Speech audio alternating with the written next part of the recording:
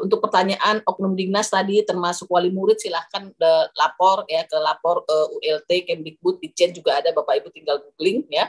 Kami bisa lapor secara tertulis langsung ke meja saya gitu ya. Kalau lapor secara tertulis kami akan siap untuk menindaklanjuti dan memang selama ini juga semua laporan-laporan terkait Oknum Dignas wali murid itu lapor kemana bisa langsung kami terima Bapak Ibu. Jadi nggak usah khawatir. Kami akan menindaklanjuti semua laporan-laporan atas penyimpangan yang ada di sekolah.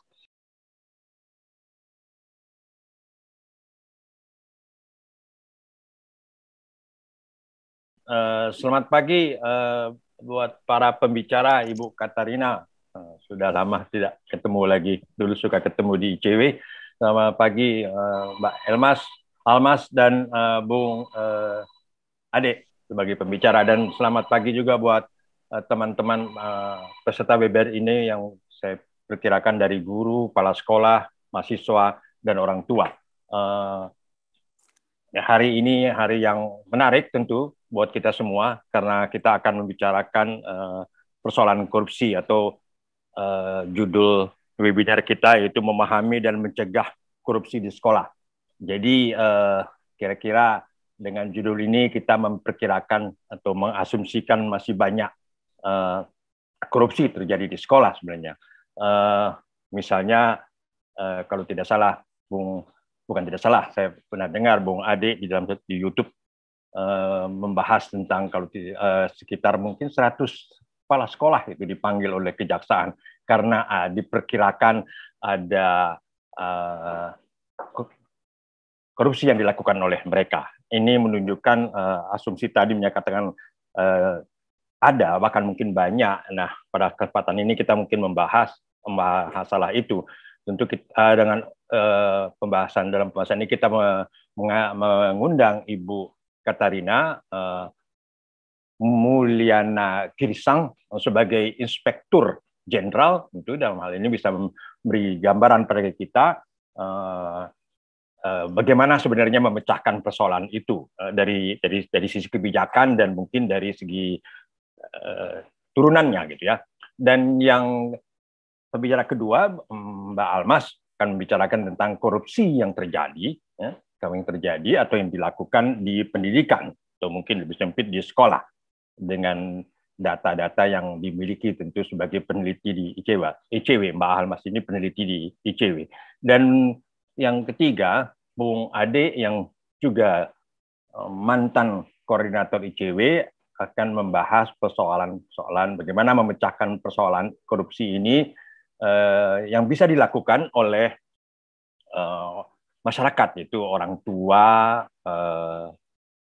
ya khususnya orang tua tentu saja, dan tentu saja juga bisa dilakukan oleh para guru yang kita harapkan kepala sekolah untuk melawan korupsi ini. Nah, kira-kira itu yang mungkin akan dibahas oleh tiga pembicara ini. Pertama-tama mungkin kita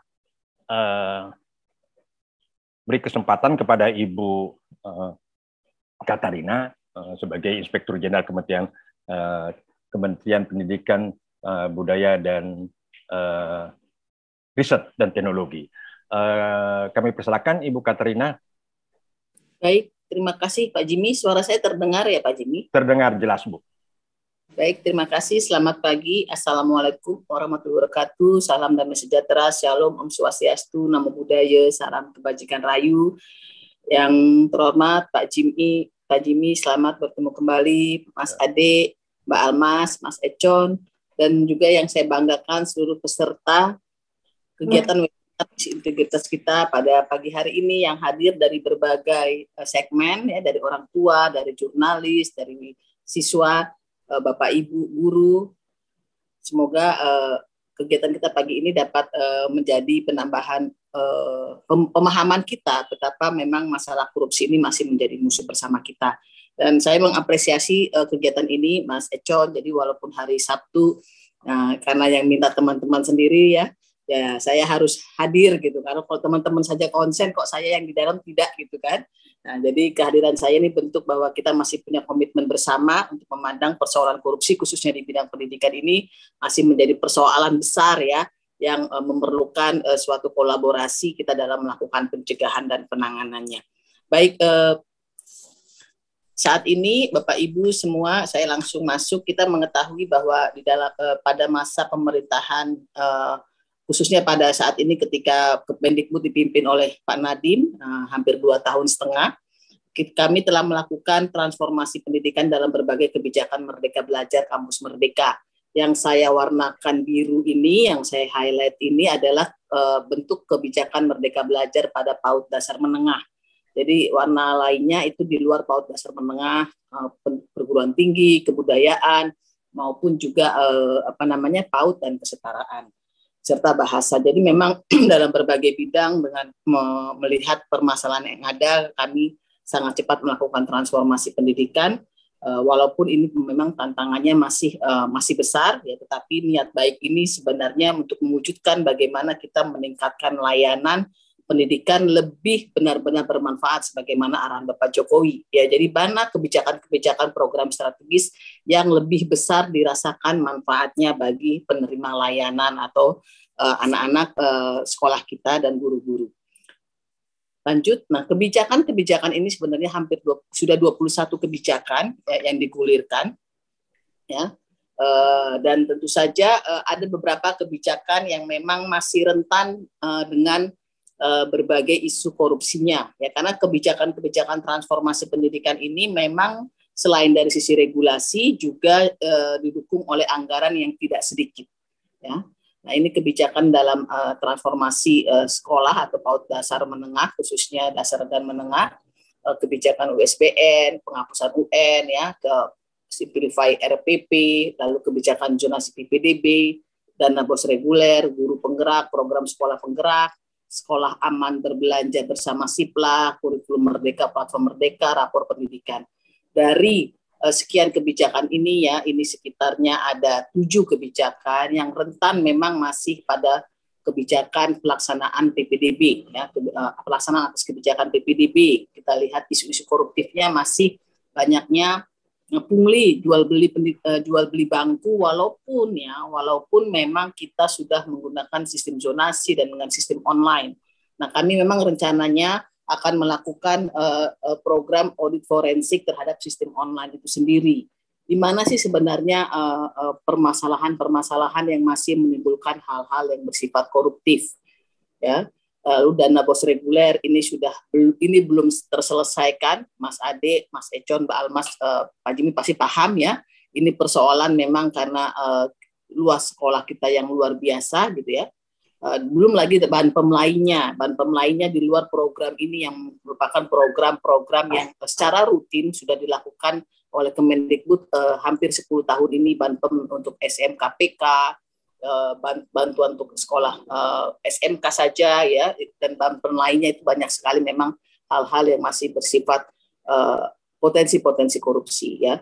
Lalu sekolah aman berbelanja bersama SIPLA, ini juga kami luar biasa ini, Mas Ade, Mbak Alma, Bapak Ibu sekalian, Mbak Almas, Mas Econ, bagaimana sih sebenarnya kami terus melakukan review terkait potensi-potensi, ya, karena memang keluhan-keluhan ini langsung kami terima dari berbagai kepala sekolah khususnya, misalkan harganya lebih mahal dari toko sebelah, gitu, ya, yang di sekitar sekolah. Nah, itu saya sampaikan kalau memang harganya lebih mahal dan Bapak Ibu bisa buktikan, ya silahkan beli di toko sebelah, saya bilang gitu. Tetapi masih banyak potensinya, Mas Ade, ya. Jadi yang toko-toko yang kita atau misalkan platform-platform yang kita masukkan di dalam SIPLA ini, ya, itu juga datang rajin gitu ke sekolah-sekolah, beli di saya. Nah, ini sumber daya kami terbatas sekali dan memang ini harus didukung bagaimana komitmen juga dari kepala sekolah, gurunya, gitu, ya. Dan mereka menerima sesuatu sehingga mereka juga mau membeli di toko itu, ya, walaupun harganya mahal karena mereka sudah menerima kickback sebelumnya. Nah, ini memang tantangan yang sangat luar biasa dari berbagai kebijakan. Ini yang di dalam kebijakan transformasi pendidikan kita, ya, sebagai program prioritas. Sedangkan program-program non prioritas lainnya, ya, tunjangan profesi guru gitu kan non prioritas, ya, karena memang itu adalah berkala, itu juga bukan tidak kecil potensi-potensi melakukan korupsi. Salah satunya bahkan ada yang dijadikan kasus di salah satu kejaksaan di Jawa Barat. Jadi artinya apa? Artinya memang tantangan kita terhadap hal-hal yang bersifat koruptif ini masih menjadi concern kita bersama gitu ya terkait program ini. Apa sih memang dampaknya? Mungkin Bapak Ibu yang awam hukum akan bingung apa sih dampaknya, kenapa mesti dibahas gitu ya mengenai korupsi di pendidikan. Karena korupsi ini menjauhkan atau menghalangi tujuan kita, menghambat tujuan kita untuk mencapai tujuan pelaksanaan program itu sendiri dari sisi kualitas, ya, dari sisi sasaran Bapak Ibu ya. Yang harusnya mungkin sasarannya bisa 1.000, tapi karena dikorupsi maka sasarannya hanya 500. Ya, dari sisi kualitas harusnya kualitasnya baik, tapi karena dikorupsi ya, maka kualitasnya rendah ya. Sehingga ini yang menjadi keprihatinan, harus menjadi keprihatinan kita bersama. Ya, karena apa? Kalau kita lihat dari anggaran fungsi pendidikan kita, ini kan sumbernya adalah anggaran fungsi pendidikan 20% ya dari APBN. Itu sebenarnya rasanya besar sekali gitu ya. Coba slide-nya lanjut. Mohon izin. Oke. Ini kan anggaran 2020 saja ya kita bicara ya, 2022 luar biasa besar, tapi ini sudah turun sebenarnya karena ada COVID ya. Nah, dari 20% fungsi pendidikan pada APBN ya, 2.700 sekian, kita kan 541, dan itu rata-rata ya sekitar itulah ya 540-an, 530 setiap tahun, karena memang tidak pernah diberikan lebih dari 20%. Mengapa tidak pernah diberikan oleh Bu Menkyu lebih dari 20%? Karena yang 20% saja dikorupsinya luar biasa, bocornya luar biasa, tidak efektifnya luar biasa, tidak tepat sasarannya luar biasa gitu ya. Jadi tentu saja sebagai Ibu Menteri Keuangan gitu ya, bendahara negara akan melihat jangan sampai gitu kalau semakin diberikan maka tingkat penyimpangannya semakin tinggi. Dan kami memang hanya mendapatkan 14% dari 20%. Ya, dengan Kemenak kami nggak pernah relatif beda jauh. Seingat saya begitu saya gabung di Kemendikbud dari 2015 sampai saat ini, dengan Kemenak hanya sekitar 3-4%. Tapi urusan kami ini termasuk perguruan tinggi, ya, bahkan swasta juga mendapatkan bantuan. Ini saya belum bicara yang swasta, Pak Jimmy, Mas Ade ya, Mbak Almas ya, Mas Econ, ini saya belum bicara yang perguruan tinggi, dan tantangannya jauh lebih complicated ya, hal-hal yang bersifat koruptif di perguruan tinggi kita. Nah, Pak Jimmy pasti paham lah ya Pak, budaya PTN kita seperti apa ya. Belum bantuan-bantuan ke PTS kita yang seperti nyiram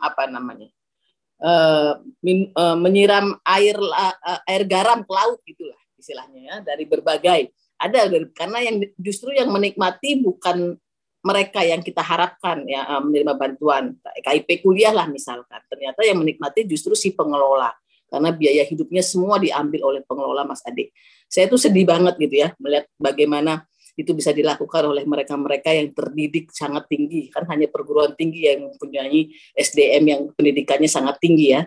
Jadi mengapa gitu ya, ternyata pendidikan kita tuh tidak bisa menjamin karakter. Nah, ini juga tantangan-tantangan tersendiri. Artinya ini saya ingin jelaskan bahwa sebenarnya dari 14% ya bukan itu dinikmati oleh KL-KL lain yang tidak terlalu besar juga ya bedanya gitu ya. Kemenak juga sangat besar, tapi urusan kami jauh lebih luas ya. Tapi kita belum pernah nih digaruk-garuk terus nih Kemenak nih oleh ICW ya, selalu Kemendikbud gitu. Bukan saya iri gitu ya, tapi mari kita pandang bahwa hal-hal tersebut juga harus menjadi concern kita bersama, Mas Ade, karena memang setiap Rp1 APBN ini harus menjadi kita memiliki ownership yang sama dimanapun dia, baik di KL lainnya. Nah, di KL lainnya juga tantangan saat ini kami sudah menyusun perpres bagaimana perguruan tinggi di bawah kementerian lain pun itu tidak bisa melaksanakan perguruan tinggi yang sama di bawah Kemendikbud ya. Walaupun di Kemenak juga ada, ini kan juga menjadi catatan KPK nih ya. Mengapa prodi-prodi di Kemenak kok sama dengan prodi-prodi yang ada di Kemendikbud ya. Ini yang mengakibatkan itu dari sisi regulasi juga memang Pak Jimmy ya. Ini memang yang mengakibatkan tidak efisien dan efektifnya anggaran ini, dan kami saat ini coba lagi sedang menyusun, walaupun perangnya luar biasa karena perangnya tanda kutip dengan KL-KL yang selama ini mengelola, tiba-tiba diambil gitu kewenangannya, kan ya sudah terbayanglah seperti apa ya penolakannya ya. Ini sangat luar biasa karena kami memang ingin melihat bahwa jangan sampai tidak ada kontrolnya gitu ya, tidak ada fungsi ganda dalam pengelolaan pendidikan, anggaran pendidikan kita ini. Bukan berarti KL lain tidak boleh menyelenggarakan pendidikan, tapi harusnya ada irisan yang berbeda. Ya, karena kewenangan pemerintah itu kan sudah dibagi habis oleh seluruh kementerian ya, sehingga ini memang penting sekali, belum lagi dana transfer daerah. Nah, ini memang masih menjadi tantangan luar biasa. Saya ingin menjelaskan, inilah Bapak Ibu yang kita kawal, ya, yang kita kawal bersama, ya, karena tidak mungkin oleh kementerian sendiri, apalagi Ijen, ya, kita bersama dengan seluruh elemen masyarakat, khususnya teman-teman dari warga sekolah, ya, bahwa anggaran ini kita ambil dari pajak, ya, dari uang rakyat, ya, jadi bukan hak kita, tetapi memang harus kita pertanggungjawabkan. Lanjut. Nah, dari anggaran ini kita lihat indeks persepsi korupsi kita juga kan masih jalan di tempat, ya Mas Ade, ya, sejak KPK ada sampai sekarang, ya, kita naik turun di sekitar itulah range-nya kan, ya, turun jeblok sampai 5 sampai 3 gitu, naik lagi hanya 1, merangkak lagi ke 2, kan seperti itu, ya.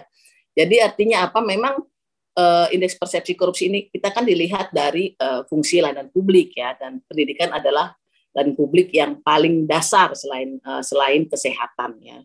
Dan memang berdasarkan data ICW juga, ya, kita lihat ini kita anjlok 3 poin lalu hanya naik 1 poin kemarin kan. Nah, ini menunjukkan bahwa kita masih di antara negara-negara kecil lainnya, padahal kekayaan kita sangat luar biasa. Nah, dari indeks persepsi korupsi kita, kalau kita lihat data korupsi kita, memang menurut teman-teman ICW juga kita masih ranking 5 besar dari 2016, ya, sampai dengan 2021 gitu. Mengapa? Ya tadi, karena anggaran kita anggaran yang terbesar yang dialokasikan harus tetap 20% minimal, Bapak Ibu, ya. Jadi di mana ada gula di situ ada semut gitu, ya. Peribahasa itu berlaku nih dalam hal-hal yang bersifat koruptif, ya. Semakin tinggi anggarannya, semakin tinggi penyimpangannya. Nah, ini buktinya juga begitu kami gabung di TI, jadi anggaran kami 14% itu hampir 50% itu untuk perguruan tinggi, Pak Jimmy. Dan ternyata memang membuktikan temuan BPK jauh lebih tinggi di perguruan tinggi, ya. Jadi kami di luar perguruan tinggi, di luar pendidikan tinggi, sebelum gabung dengan Kemristek kemarin, dikti dan risetnya, kami sekitar 258 miliar dari 2005 sampai dengan 2019. Begitu gabung dikti tambah 1 T sekian, Pak Jimmy. Ya, ini di perguruan tinggi semua ini. Ya, makanya sekarang PR saya mengawal semua temuan itu ditinjut benar-benar oleh PTN. Kalau enggak kami berikan ZUIBK-nya, Pak Jimmy. Ini bagian yang segala kebijakan itu harus inline satu sama lainnya untuk mendukung bagaimana membangun budaya anti korupsi itu sendiri melalui program ZUIBK, ya, zona integritas kita di beberapa kampus saat ini. Nah, ini PR kita bersama, Bapak Ibu, ya. Jadi ini tidak bisa hanya berharap dari bagaimana kementerian melakukan pengawasan, tetapi juga harus didukung sikap mental dari penerima layanan. Ya, sikap mental dari penerima layanan, dari pengelolanya sampai ke daerah atas anggaran-anggaran yang yang diterima dari APBN. Ya, ini yang dilaporkan saja, yang diketahui dan dilaporkan. Yang tidak dilaporkan jauh lebih banyak pasti, ya, karena korupsi adalah fenomena gunung es. Ya, nah ini sekali lagi ini yang hanya dilaporkan, Bapak Ibu. Jadi kelihatannya kecil angkanya gitu, ya. Nah, jadi ini data kami ambil dari teman-teman ICW sendiri, ya, karena memang ini hanya yang dilaporkan. Lanjut. Jadi kita tahu anti korupsi agama apapun saya rasa itu sudah mengharamkan. Jadi jangan hanya makanan saja yang diharamkan, ya, Bapak Ibu, ya. Saya selalu bilang korupsi juga harus diharamkan. Kalau mengharamkan makanan kita cepat nih, tapi mengharamkan korupsi kok enggak ini, ya. Ini harus satu hal yang kita temukan bersama, karena itu nilai-nilai agama yang puluhan tahun, ratusan tahun yang lalu sudah dilarang oleh nabi-nabi kita, ya, oleh ajaran agama kita, ya, oleh Allah Sang Cipta kita, ya, bahwa kita memang nggak boleh melakukan hal-hal yang bersifat jahat, ya, menerima suap, memanfaatkan jabatan, gitu, ya, lalu bersikap merampas hak orang, melakukan pemerasan, dan sebagainya. Jadi tidak ada satupun agama apapun yang mengatakan korupsi itu halal, Bapak Ibu, ya. Tapi korupsi itu adalah sesuatu yang benar-benar memang harus kita haramkan, ya, kita jauhkan dari diri kita. Lanjut. Nah, dalam berbagai aturan undang-undang yang masih berlaku saat ini mungkin akan tercabut dengan RUKUHP yang baru nih, Mas Ade. Ini harus jadi concern bersama juga teman-teman, gitu, ya, karena masih dianggap jadi seperti pencurian biasa nih, ya, kalau masuk delik umum. Nah, tapi pada saat ini masih ada undang-undang korupsi, kita mengatur ada 7 bentuk dalam 30 pasal, ya. yang mengatur 7 bentuk ini. Dan saya memang meletakkan gratifikasi itu di tengah, karena gratifikasi yang dikriminalisasi adalah gratifikasi yang dianggap suap ya di dalam pasal 12B besarnya. Ya, jadi dia belum menjadi suatu bentuk real sebagai suatu hal yang bersifat koruptif, bersifat korupsi, tapi sudah pada suatu tindakan yang untuk melakukan hal-hal yang bersifat koruptif dulu ya. Memang korupsi dan koruptif itu tidak ada irisannya. Ya, jadi koruptif itu melakukan sesuatu yang cenderung memang pada saatnya akan menjadi suatu korupsi. Kenapa? Karena gratifikasi itu sebenarnya menanam kebaikan ya, menanam kebaikan, menanam hubungan emosional yang suatu saat nanti perbuatan yang dilarang menurut kewajibannya, yang bertentangan kewajibannya baru dilakukan pada waktu yang akan datang gitu ya. Jadi sehingga di berbagai negara ada gratifikasi yang mereka hanya mengatur, kita 7 ya, tetapi di berbagai negara kan hanya 2 saja ya, bribery act-nya dan gratifikasi. Kalau gratifikasi mereka memberikan sebelum, tapi kalau suapnya memberikan sesudah. Tapi berbagai negara mengatakan itu hanya 1, yaitu suap ya. Hanya Indonesia yang punya 7 ya. Di negara lain semua bentuk pemerasan, perbuatan curang, benturan kepentingan, penggelapan dalam jabatan, melawan hukum mengakibatkan kerugian adalah dipandang sebagai modus ya, sebagai modusnya, karena ujung-ujungnya pasti menerima sesuatu, menerima suap gitu ya. Nah, karena kita kalau ada kerugian negara dan melawan hukum tapi tidak menerima memperkaya diri, maka dia tidak masuk korupsi, dia masuk dalam instrumen penanganan perdata dan administrasi keuangan ya, pengembalian kerugian negara itu. Tapi begitu ada kickback-nya, ada menerima sesuatu bersifat pribadi yang tidak sesuai dengan aturan, maka dia masuk ke dalam pasal 2, pasal 3 gitu Bapak Ibu ya. Nah, sedangkan di luar negeri itu adalah semuanya, di negara-negara lain bribery act-nya atau undang-undang korupsinya semua itu adalah suap menyuap. Nah, mens rea semua sama ya Bapak Ibu ya. Saya ingin menjelaskan dari 7 bentuk ini, mohon kembali lagi, mens rea atau niat jahatnya semua sama. Pokoknya mendapatkan sesuatu yang tidak sesuai dengan aturan atau yang bukan haknya. Sifatnya jadinya greedy atau rakus gitu. Mengapa sifatnya greedy atau rakus? Ya karena saat ini adalah delik jabatan, jadi pelakunya adalah pelayan publik, otomatis dia sudah mendapatkan haknya dari pemerintah, dari pemberi kerja ya. Buruh sudah mendapatkan haknya dari pemerintah daerah atau dari yayasan yang memberikan haknya gitu ya. Tapi di luar itu ketika dia menerima sesuatu dari pihak yang mereka layani, itu adalah sesuatu yang melanggar aturan, sehingga sifatnya rakus. Kenapa? Atau greedy, karena kita pandang kok kamu nggak cukup sih, nggak pernah merasa cukup dengan apa yang sudah diberikan oleh negara. Kalau dulu kita bisa bicara bahwa korupsi itu by need ya, bagi pegawai negeri, tapi dengan sistem Raimund sekarang seharusnya sudah tidak bisa lagi dikatakan itu korupsi by need Bapak Ibu ya, itu sudah otomatis greedy. Nah memang persoalannya bagi mereka yang gajinya masih di bawah standar ya, kondisi saat ini guru-guru honorer ya itu memang masih di bawah standar, sehingga mereka banyak melakukan hal-hal yang bersifat koruptif, yang menjual buku, memberikan bimbingan les ya, lalu juga menjual LKS kan gitu ya, lalu berbagai hal lah yang diupayakan apapun itu bisa menjadi side income untuk menambah pendapatan mereka, walaupun di satu sisi yang jujur masih banyak, tapi mereka bekerja sampingan sebagai Gojek ya atau ojek lainnya ya. Jadi inilah yang menyebabkan memang masih menjadi PR kita bersama. Tapi saya ingin jelaskan bahwa satu yang diharamkan oleh semua agama ini, korupsi ini niat jahatnya memang sama Bapak Ibu, bagaimana kita mendapatkan sesuatu yang bukan hak kita, yang sifatnya adalah greedy atau rakus gitu tadi ya. Lanjut. Nah ini tadi yang dalam 7 bentuknya dengan pasal-pasalnya, jadi memang ada pasal-pasal yang sama, saya tidak usah menjelaskan nanti Bapak Ibu pusing ya, karena ini segmen masyarakat awam ya, jadi artinya pasal suap bisa lebih dari 1 kena, antara pemberi dan penerima, penggelapan dalam jabatan, ini dirinci kalau di delik kita ya, delik korupsi kita, karena memang begitu semangatnya kita menyusun Undang-Undang 31 gitu ya Bapak Ibu ya. Nah kalau dia pungli ya, pungutan liar itu adalah pungutan yang bersifat liar. Kalau pungutan itu sah karena ada PP 48 2008 ya yang mengatakan bahwa memang boleh memungut untuk PAUD dasar menengah untuk swasta dan boleh memungut untuk SMA SMK bagi sekolah negeri yang belum menerapkan wajib belajar 12 tahun gitu ya.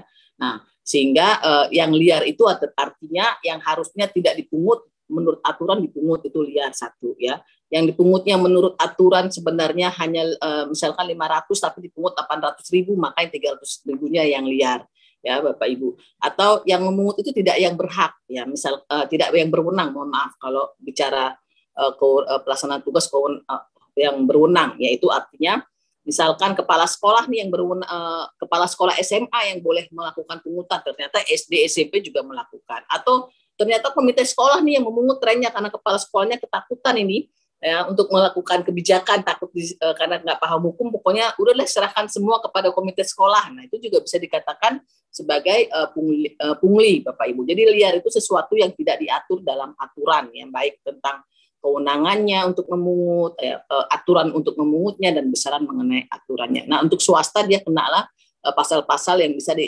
dikenakan ke dalam KUHP pidana ya, tidak masuk ke dalam delik korupsi. Cuman kalau misalkan ini terkait dengan jadi sekolah swasta yang menerima anggaran dari pemerintah, APBN, BOS, TPG, lalu melakukan korupsi, maka dia tetap bisa kena undang-undang korupsi ya Bapak Ibu. Lanjut. Nah, jadi ini korupsi di sektor pendidikan yang tadi ya, markup, PBJ, bukti fiktif ya, yang kena pasal 2 tadi ya, lalu pasal 3, lalu gratifikasi yang kena 12B besar, suap dengan berbagai pasal mulai dari pasal 5, 11, 13, pemerasan 12E. Nah, ini tidak hanya memang terjadi di sektor pendidikan di daerah atau di sekolah. Kami juga ini juga banyak terus terang saya sampaikan dengan jujur ya, bahwa di kantor kami pun masih banyak hal-hal seperti ini Pak Jimmy.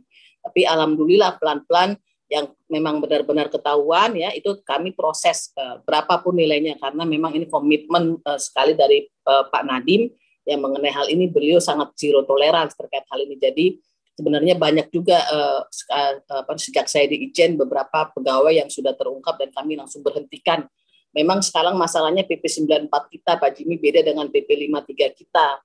Ya sekarang ini yang baru bisa diberhentikan dengan tidak hormat, dia harus masuk ke pengadilan dengan minimal 2 tahun di penjara, minimal 2 tahun di penjaranya. Kalau dulu kan ancamannya kan Pak Jimmy ya, ancamannya di atas 5 tahun, enggak. Kalau sekarang minimal 2 tahun di penjara dan merupakan tindak pidana yang direncanakan. Ini bingung semua yang mengeksekusi kan, karena tidak semua delik pidana itu disebut sebagai suatu perbuatan yang direncanakan, misalkan pembunuhan yang direncanakan gitu. Tapi korupsi rasanya semua sih pasti direncanakan kan, karena ada modus ini harus dipersiapkan. Nah, jadi mereka membandingkan dengan delik 340 pembunuhan yang direncanakan. Kalau nggak ada kata direncanakan dalam deliknya, mereka nggak masukkan itu Pak Jimmy. Jadi kalau misalnya diputusnya di atas 2 tahun, tetapi bukan pasal yang didakwakan atau diputus tidak ada kata yang direncanakan, mereka tidak mau berhentikan dengan hormat. Ini kekurangan dari PP 94. Jadi monggo teman-teman teman-teman untuk memberikan masukan perbaikan itu.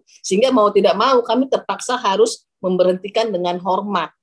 Ya, orang yang sudah korupsi dapatnya besar gitu ya, walaupun tetap kami limpah ke pengadilan. Nah, tapi saat ini kejaksaan kan membuat RJ untuk yang di bawah 50 ya Pak, kita anggap RJ lah ya.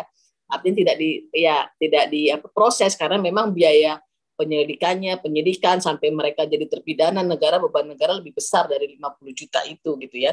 Nah, kita tahu korupsi di pindah pendidikan ini kan kecil-kecil ya Pak ya, kecil-kecil tapi banyak gitu, tapi benar-benar dilakukan secara serentak, sehingga kalau di total besar gitu.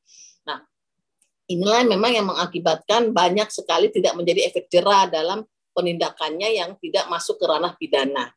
Nah, Jimmy, jadi ini memang dari struktur kita, dari sistem kita, ini support sistemnya juga rendah ya. Bagaimana mendukung kita melakukan penanganan yang dapat menimbulkan efek jera. Jadi mau tidak mau kami harus memberhentikan dengan hormat, artinya tidak atas permintaan sendiri. Artinya yang bersangkutan tetap mendapatkan hak pensiun. Jadi ini memang beban negara lagi bagi mereka yang sudah mencuri atau yang bersifat koruptif. Nah, contoh-contoh dalam bentuknya ya korupsi dana BOS masih menjadi tantangan. Ya, korupsi TPG masih menjadi tantangan. Mengapa ya? Karena saat ini yang berhadapan dengan hukum itu justru paling besar memang di dana BOS, TPG ya. KIP kuliah juga PIP ya. Ini juga ada, mohon maaf saya belum masuk, ini juga masih menjadi tantangan. Lalu gratifikasi ini yang paling sering tapi tidak pernah ada penanganannya ya. ketika guru ulang tahun, ketika kenaikan kelas, ketika kelulusan. Nah, saya sebagai orang tua juga bagian pada waktu itu yang memberikan ini, Pak Jimmy. Teman saya bilang jangan menyebut nama, itu satu. Jadi atas nama kelas saja, gitu Pak. Nah, karena saya bilang, saya maunya ngasihnya lukisan ya, mau ngasihnya beda-beda Pak. Jadi namanya orang tua yang mereka kebetulan lebih tidak bekerja, waktunya lebih banyak ya Pak. Jadi saya udah pasrah lah, udah nggak banyak membantu kok. Malah banyak protesnya kan saya nggak enak gitu Pak. Tapi saya minta jangan ada nama, jadi orang tua kelas ini gitu Pak. Nah karena ini budaya yang belum memang saya sendiri belum bisa untuk tidak bisa bilang tidak gitu ya Pak. Nah tapi kalau saya lihat nilainya tidak signifikan yang diberikan dan semua terserah gitu ya, baru saya bersedia. Tapi kalau udah dipatok itu saya biasanya tidak mau. Nah jadi dan apalagi nyebut nama. Ini juga bagian ya, guru merasa juga itu haknya. Sebagian guru dosen juga masih melakukan itu. Ya Pak ya, Pak Jimmy pasti tahu ya, guru dosen ulang tahun juga masih mendapatkan, maksud saya ya. Mahasiswa juga ini budaya yang memang masih menjadi PR kita bersama ketika kenaikan kelas. Kok rasanya enggak, bukan tujuannya memberikan gratifikasi sebenarnya, tetapi itu membentuk budaya yang sebenarnya harus kita pikirkan kembali gitu, Bapak Ibu, karena memang mereka sudah melakukan kewajibannya ya.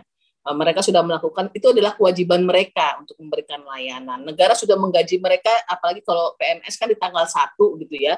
Berarti kerja mereka itu adalah kewajiban atau hutang yang harus mereka bayar karena gajinya dibayar duluan kalau sekolah negeri kan, kalau PNS ya. Sehingga itu bukan lagi harus mendapatkan prestasi atau mendapatkan ucapan terima kasih dari mereka yang kita layani. Nah, ini harus juga didukung dari pihak penerima layanan, dari para orang tua gitu, bahwa ini memang nggak boleh, nggak apa-apa kok, Bapak Ibu juga nggak perlu khawatir nilai anaknya jelek gitu ya. Nah tetapi ya itu tadi ya, untuk kelulusan pun masih banyak yang memberikan gratifikasi atau bahkan suap nilai rapor ya. Untuk nilai rapor ini juga kemarin itu kan susah yang membuktikannya Pak Jimmy ya, Mbak Almas ya. Nah kemarin juga saya di salah satu sekolah di swasta ya, bahkan di sekolah anak saya tuh swasta itu nilai untuk masuk ke jalur undangan 3 kali berubah Pak Jimmy. Nah, akhirnya kan yang harusnya nggak masuk, yang harusnya di atas jadi di bawah, yang harus di bawah jadi di atas. Ini kan ada apa? Satu kali anak-anak protes kan, mereka sudah belajar daring, lagi bimbel lagi kan, dihadapkan persoalan ini, udah protes nih anak saya, masa berubah lagi mah katanya gitu kan. Ya kenapa katanya ini mah salah human error katanya, salah ketik gitu. Oke, ya sudahlah Dek, saya kan nenangin saja, namanya anak lagi stres. Berubah lagi keduanya minggu depannya Pak Jimmy kan. Ngomel-ngomel lagi kan. Saya juga, aduh ini gimana nih sekolah, pikir saya kan seperti itu. Sampai ketiga udah saya langsung telepon kepala sekolahnya dengan terpaksa kan. Ya, karena ini menimbulkan suasana yang tidak nyaman bagi anak-anak kita kan. Saya juga harus bagaimana mereka tenang belajar kan begitu di suasana daring.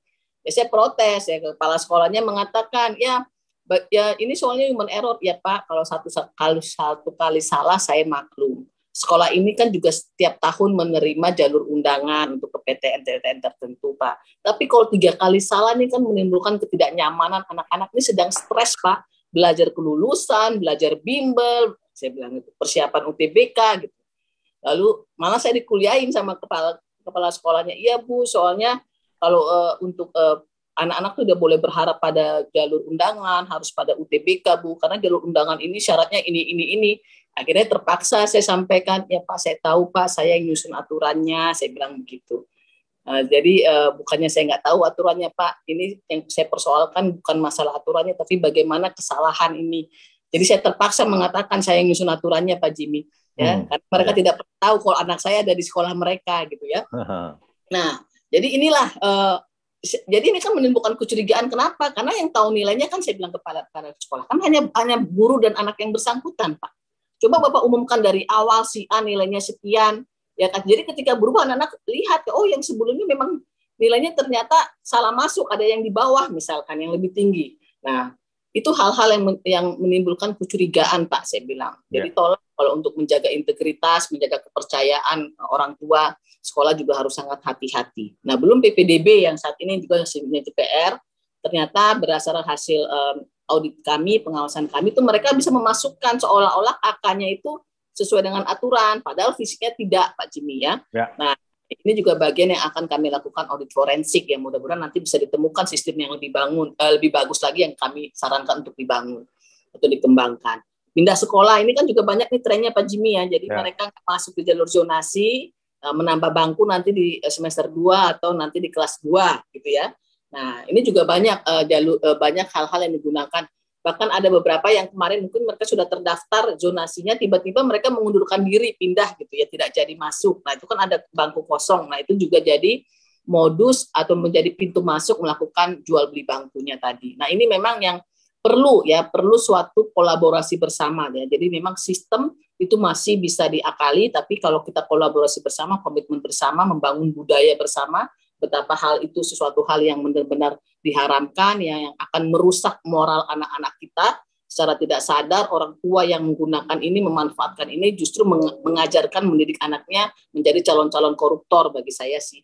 Ya, karena menghalalkan segala cara untuk mendapatkan apa yang diinginkan, melakukan semuanya dengan sangat mudah ya, dengan sangat cepat untuk mendapatkan apa yang dia inginkan. Nah, ini memang yang harus kita menjadi PR bersama. Maaf, Ibu Katarina, bisa dipercepat lagi, kira-kira 5 menit lagi gitu. Ya, terima kasih. Jadi ini sumber anggarannya Bapak Ibu ya, anggarannya dari APBD. Ini contohnya ya, kalau kita klik pasti setiap tahun di media ini ada. Ya, ini yang membuat kami sedih ya. Kenapa? Kekurangan guru kita itu bukan hanya masalah pensiun, meninggal, lalu moratorium PNS ya, tetapi juga karena mereka harus berhadapan dengan hukum. Ini masih kasus korupsi, belum kasus pelecehan seksual, belum kasus kekerasan lainnya. Ini tantangan nih Bapak Ibu, karena kita merekrut guru PNS itu tidak gampang gitu ya. Tidak seperti di sekolah swasta bisa langsung cari ganti. Tapi kalau PNS ini kan luar biasa. Ya, jadi ini PR-PR yang sebenarnya ini di Danabos ya, ini ada di sertifikasi ya, ini ada di PPDB ya, belum lagi tadi kami lagi nangani di Tangerang Selatan itu di PIP ya, jadi kepala sekolahnya nerima 60%, sponsornya ya tim oknum katanya sih, kalau di media katanya oknum TA-nya yang aspirasi lah, kita tahu lah ada bantuan aspirasi itu menikmati 40%, jadi orang tua sama sekali nggak menikmati, mereka yang tidak mampu ya. Yang belum permasalahan Kartu Indonesia Pintar yang salah sasaran ya, justru orang-orang kaya yang mendapatkan. Ini juga problem yang kami tidak bisa langsung selesaikan karena ini ada keterlibatan dari kementerian lain atau pemerintah daerah sendiri ketika menginput ini, Pak Jimmy. Lanjut. Nah, ini yang kami lakukan. Jadi saat ini 2 tahun terakhir ini sejak saya bergabung di Ijen, maka kami mengatur tentang bagaimana early warning system yang lebih menjadi prioritas. Jadi tetap represifnya ada di investigasi, yang dulu setiap inspektorat bisa melakukan investigasi, Pak.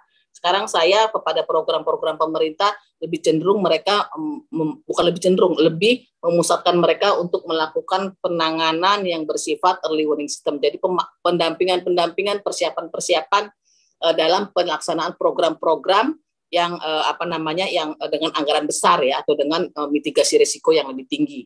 Whistleblowing system juga ini bagian yang sudah kami dengan KPK. Nah, ini juga bagian yang ternyata harus perlu sosialisasi secara berkala. Ini kami melakukan BIMTEK, melakukan juga pencegahan, saya anak anti korupsi, saya keluarga anti korupsi, saya guru anti korupsi gitu ya.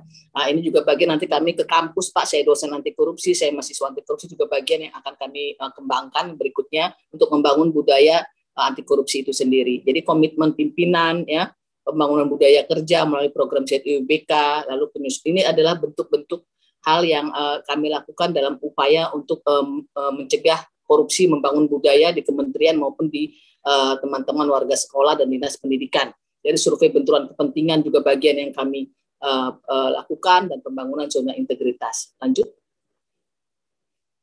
Nah, ini Bapak Ibu yang ada di sekolah, kita memang harus membangun sekolah berbudaya integritas. Jangan sampai anak-anak kita pintar tapi ternyata memiliki karakter yang tidak baik, karena kepintaran itu tidak ada manfaatnya. Ya, kesusahan itu adalah bagaimana setiap manusia bermanfaat bagi setiap sesamanya dan negaranya dan bangsanya, masyarakatnya. Jadi kita pendidikan karakter jauh lebih penting dari pendidikan yang bersifat kognitif, Bapak Ibu. Walaupun kognitif penting, tapi jauh lebih penting. Ya, itu yang benar-benar yang harus dipahami, sehingga guru harus menjadi role model sebagai mahasiswa, sebagai manusia yang berintegritas, kepala sekolah juga demikian, dinas pendidikan pengawas juga demikian. Nah, ini kita sudah muat bagaimana membangun sekolah berintegritas dengan nilai-nilai anti korupsinya ya, yang harus dilakukan oleh setiap manusia atau setiap warga sekolah ya, tidak hanya anak ya, tetapi justru orang dewasa pada lingkungan sekolah harus menjadi role model bagi anak-anak kita. Lanjut. Nah, jadi integritas itu bukan hanya bicara jujur, tapi kesatuan dari semua nilai-nilai yang baik. Jujur, kedisiplinan, artinya malu melanggar aturan, malu datang terlambat, malu meninggalkan jam kerja, bertanggung jawab atas tugas. Tanggung jawab itu bukan hanya bertanggung jawab masuk dan kerja, tapi bagaimana apa yang dikerjakan dapat dirasakan manfaatnya. Guru dapat dirasakan manfaatnya bagi anak-anak sekolah. Bagi siswanya, jangan sampai siswanya takut kepada gurunya, itu berarti tidak bertanggung jawab. Tapi bagaimana anak-anak punya semangat belajar, Bapak Ibu. Jadi tugas guru hanya membuat semangat belajar anak-anak sehingga guru bisa melakukan sharing knowledge-nya. Ya, kalau guru tidak bisa melakukan membentuk semangat belajar kepada anak-anak, percuma Bapak Ibu melakukan sharing knowledge. Ya, percuma Bapak Ibu kalau tidak berintegritas juga tidak percuma, tidak bisa melakukan sharing knowledge kepada anak-anak kita. Kerja keras, ya, itu nilai-nilai yang baik ya, sederhana, mandiri, adil, berani, peduli. Ini semua nilai yang saya rasa diajarkan oleh semua agama, ya, yang secara universal tidak bisa lagi dipertentangkan, Bapak Ibu. Jadi tolong, ini saya ingin pahami, bicara integritas tidak hanya bicara jujur, tapi semua nilai-nilai baik yang kita lakukan secara terus-menerus dalam pelaksanaan tugas-tugas kita, ya, yang tidak boleh berhenti, yang semua saling terkait. Karena kita tidak bisa memberikan keadilan kalau kita sendiri tidak berani, tidak bisa memberikan keadilan kalau kita tidak jujur. Itu nilai-nilai yang sangat penting, ya, kesatuan yang harus dipegang pada semua manusia yang berintegritas. Lanjut. Nah, ini bagaimana membangun budaya ini jauh lebih penting, Bapak Ibu, ya. Membiasakan budaya malu tadi saya sampaikan. Malu melanggar aturan, malu datang terlambat, malu berbuat curang, malu mencuri, ya, Bapak Ibu, ya. Budaya bertanggung jawab, anak-anak diajarkan bertanggung jawab, guru juga bertanggung jawab, jangan mengejar hanya sekedar nilai, ya, tapi bagaimana bertanggung jawab memperoleh nilai itu dengan cara jujur, ya, bersikap jujur, melatih siswa menjadi contoh, ya, tidak hanya memberi contoh, memperlakukan saksi yang bersifat efek jerah dengan adil, edukatif jika ada pelanggaran, dan juga mengutamakan pendidikan moral, ya, karakter. Ini bagian yang menjadi membangun budaya anti korupsi, karena tadi nilai anti korupsi tidak hanya bicara kejujuran, tapi semua integriti dari nilai-nilai yang baik. Lanjut. Nah, ini kesimpulannya, ya, bagaimana kita membangun SDM Indonesia unggul, karena karakter adalah salah satu hal yang membentuk keunggulan Indonesia, SDM kita, anak-anak kita, bukan masalah kognitif. Semua bisa belajar, Bapak Ibu, kalau masalah kognitif. Tapi kalau nggak memiliki karakter, nggak memiliki semangat, maka akan sulit untuk belajar, ya. Nah, jadi tidak akan bisa menjadi manusia yang bermanfaat. Kalau dia hanya bermanfaat bagi dirinya sendiri, dialah koruptor itu sendiri, Bapak Ibu. Tapi kita ingin menjadikan anak-anak kita sebagai manusia yang sukses, yaitu adalah manusia yang bermanfaat bagi masyarakat dan bangsa dan negaranya. Sehingga komitmen dengan membangun integritas kita pasti, ya, membangun komitmen anti korupsi itu. Kenapa? Sehingga semua apa yang kita lakukan, anggaran-anggaran yang kita kelola, pelaksanaan tugas kita bisa berjalan efektif, efisien. Dan penguatan pengawasan sangat penting karena manusia itu imannya up down, ya. Nah, tapi penting melakukan evaluasi dan juga monitoring dan evaluasi. Jadi pengawasan ini adalah monitoring dan evaluasi pada saat pelaksanaan dan pada saat akhir pelaksanaan untuk melakukan penilaian dan pengembangan peningkatan kualitas layanan. Jadi ini karena apa? Karena korupsi akan menjauhkan kita untuk mewujudkan tujuan pendidikan nasional, mewujudkan Indonesia yang unggul. Ya, dan sekali lagi bagaimana negara itu hebat, itu bagaimana pembangunan pendidikannya itu dilakukan, dan kita semua bagian yang di dalamnya, bukan menjadi tugas Kementerian Pendidikan saja, tapi semua elemen masyarakat, ya, punya tanggung jawab mewujudkan Indonesia yang unggul, ya, SDM Indonesia yang unggul. Jadi penting sekali lagi kita menjadi pelayan publik, sekalipun Bapak Ibu berada di sekolah swasta, Bapak Ibu adalah pelayan publik karena Bapak Ibu melakukan bidang pelayanan bidang pendidikan, ya, yang berlaku bagi semua anak-anak kita. Jadi mari kita melakukan hal-hal yang bersifat integritas, ya, dan menjauhkan hal-hal yang bersifat korupsi dari tugas-tugas kita di sekolah. Kegiatan dan program pencegahan itu juga harus bagian yang secara kontinu dilakukan, Bapak Ibu, ya. Lakukan pada saat penerimaan mahasiswa baru, nanti kegiatan-kegiatan yang bisa membangun kecintaan akan tanah air, empati bagi sesama, layanan yang bersifat inklusif, menerima keberagaman, itu bagian-bagian yang bisa membuat kegiatan-kegiatan pada kegiatan penerimaan PPDB kita, pengenalan lingkungan sekolah. Jadi itu saran saya, jangan melakukan ospek yang bersifat pengenalan lingkungan sekolah bersifat kekerasan, tetapi bagaimana membangun anak-anak yang memiliki empati dan kepedulian kepada sesama. Terima kasih Pak Jimmy, Mbak Almas. Sama-sama, Bu. Mas Econ, semoga apa yang disampaikan dapat bermanfaat. Terima kasih. Assalamualaikum warahmatullahi wabarakatuh. Waalaikumsalam. Terima kasih Bu Katerina. Wah, Bu Katerina ada 14 PowerPoint. Ya. Mungkin saya ganti nggak pakai PowerPoint, jadi baik 14 powerful point. Ya.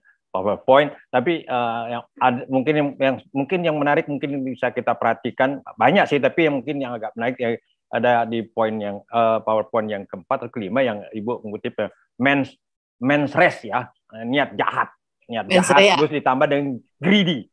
Itu yang mesti menjadi kita bergarisbawahi untuk bagaimana kerakusan ini harus tidak muncul, dilatih, dididik dari sekecil mungkin. Nah, itu poin-poin yang menarik buat saya juga, dan tentu saja banyak itu tentang integritas, budaya, dan mungkin kita akan bahas lebih jauh barangkali entah Mbak Almas, Bung Ade, atau teman-teman guru atau kepala sekolah bagaimana untuk melahirkan budaya integritas sebenarnya di sekolah. Bagaimana budaya belajar yang berintegritas di sekolah. Mungkin itu bisa kita diskusikan lebih lanjut, tapi sudah digarisbawahi oleh Ibu Katarina. Nah, saya pikir itu saja yang bisa saya garis bawahi. Apa yang tentu banyak, tapi itu yang bisa kita bawahi. Mudah-mudahan bisa menjadi pemantik untuk diskusi pada teman-teman. Nah, sekarang saya berikan mungkin waktunya kepada Mbak Almas untuk memperlihatkan, walaupun sudah diperlihatkan oleh Ibu Katarina korupsi-korupsi yang terjadi di sekolah sebenarnya, tapi mungkin Mbak Almas bisa lebih detail atau bagaimana problem-problemnya yang yang telah ditemukan. Silakan Mbak Almas.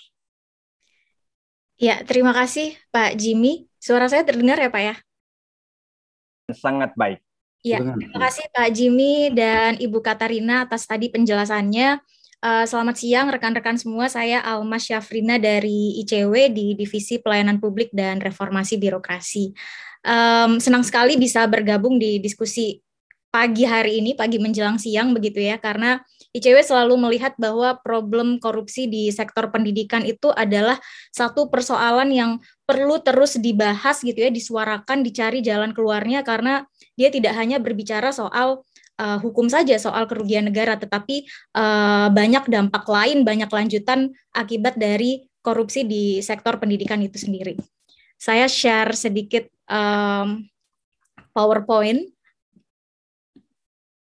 Semoga sudah terlihat. Jadi sedikit latar belakang begitu ya, mengapa kemudian ICW cukup fokus untuk melihat, mengkaji korupsi di sektor pendidikan, karena memang di korupsi pendidikan itu ya tidak hanya berbicara soal kerugian negara begitu ya, dia punya dampak yang jangka panjang. Tadi Ibu Katarina sudah mention banyak sekali dampaknya begitu ya, soal pemenuhan kewajiban negara atas pelayanan pendidikan, kemudian juga merampas atau menghambat hak warga untuk mendapat pendidikan ataupun pendidikan yang layak.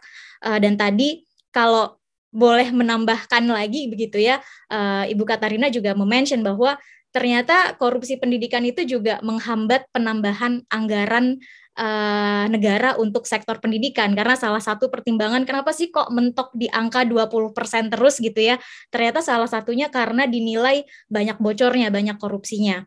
Dan yang juga krusial adalah korupsi di sektor pendidikan ini patut dipandang sebagai hal yang dapat berdampak pada munculnya regenerasi korupsi, karena kita tahu bahwa perilaku anak gitu ya, perilaku anak termasuk di situ anak usia sekolah adalah cerminan dari perilaku orang yang dilihatnya begitu. Jadi kalau kemudian di sektor pendidikan banyak contoh, banyak aktor-aktor yang melakukan korupsi, bukan hal yang tidak mungkin kemudian perilaku koruptif tersebut nanti akan dikopi gitu ya, akan ditiru oleh peserta didik di sekolah. Jadi kalau tadi Ibu Katarina menutup dengan kenapa sih kita tidak boleh melakukan korupsi di sektor pendidikan, korupsi di sektor apapun, khususnya di sektor pendidikan, ini khususnya juga karena ada dampak jangka panjang begitu ya akibat korupsi di sektor pendidikan itu sendiri.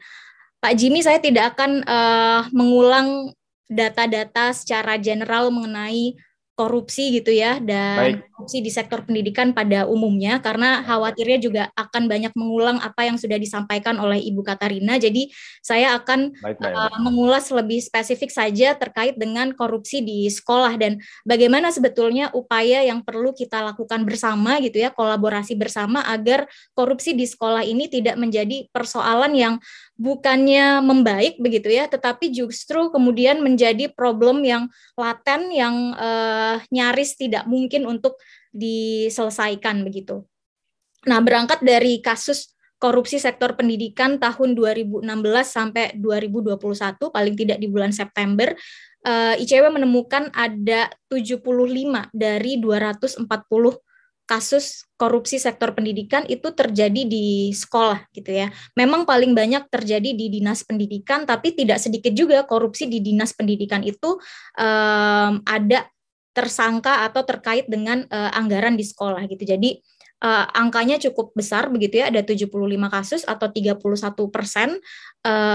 Artinya di sini juga peserta didik di sekolah, murid-murid di sekolah itu juga menyaksikan gitu ya bagaimana korupsi itu terjadi, karena korupsinya bisa jadi di level yang paling awal, mulai dari pungli penerimaan siswa baru, kemudian ada pungli terkait dengan tryout dan lain-lain yang ini berhadapan langsung gitu ya, baik itu dengan wali murid ataupun dengan siswa. Jadi sangat disayangkan dan sangat mengkhawatirkan.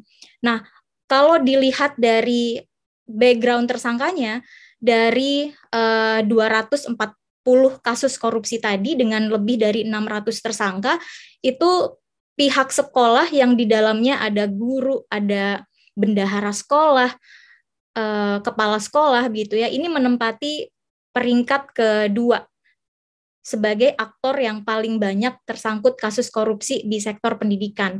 Paling banyaknya ya ASN di luar sekolah begitu ya, khususnya di dinas pendidikan, karena mereka yang mengelola anggaran pendidikan.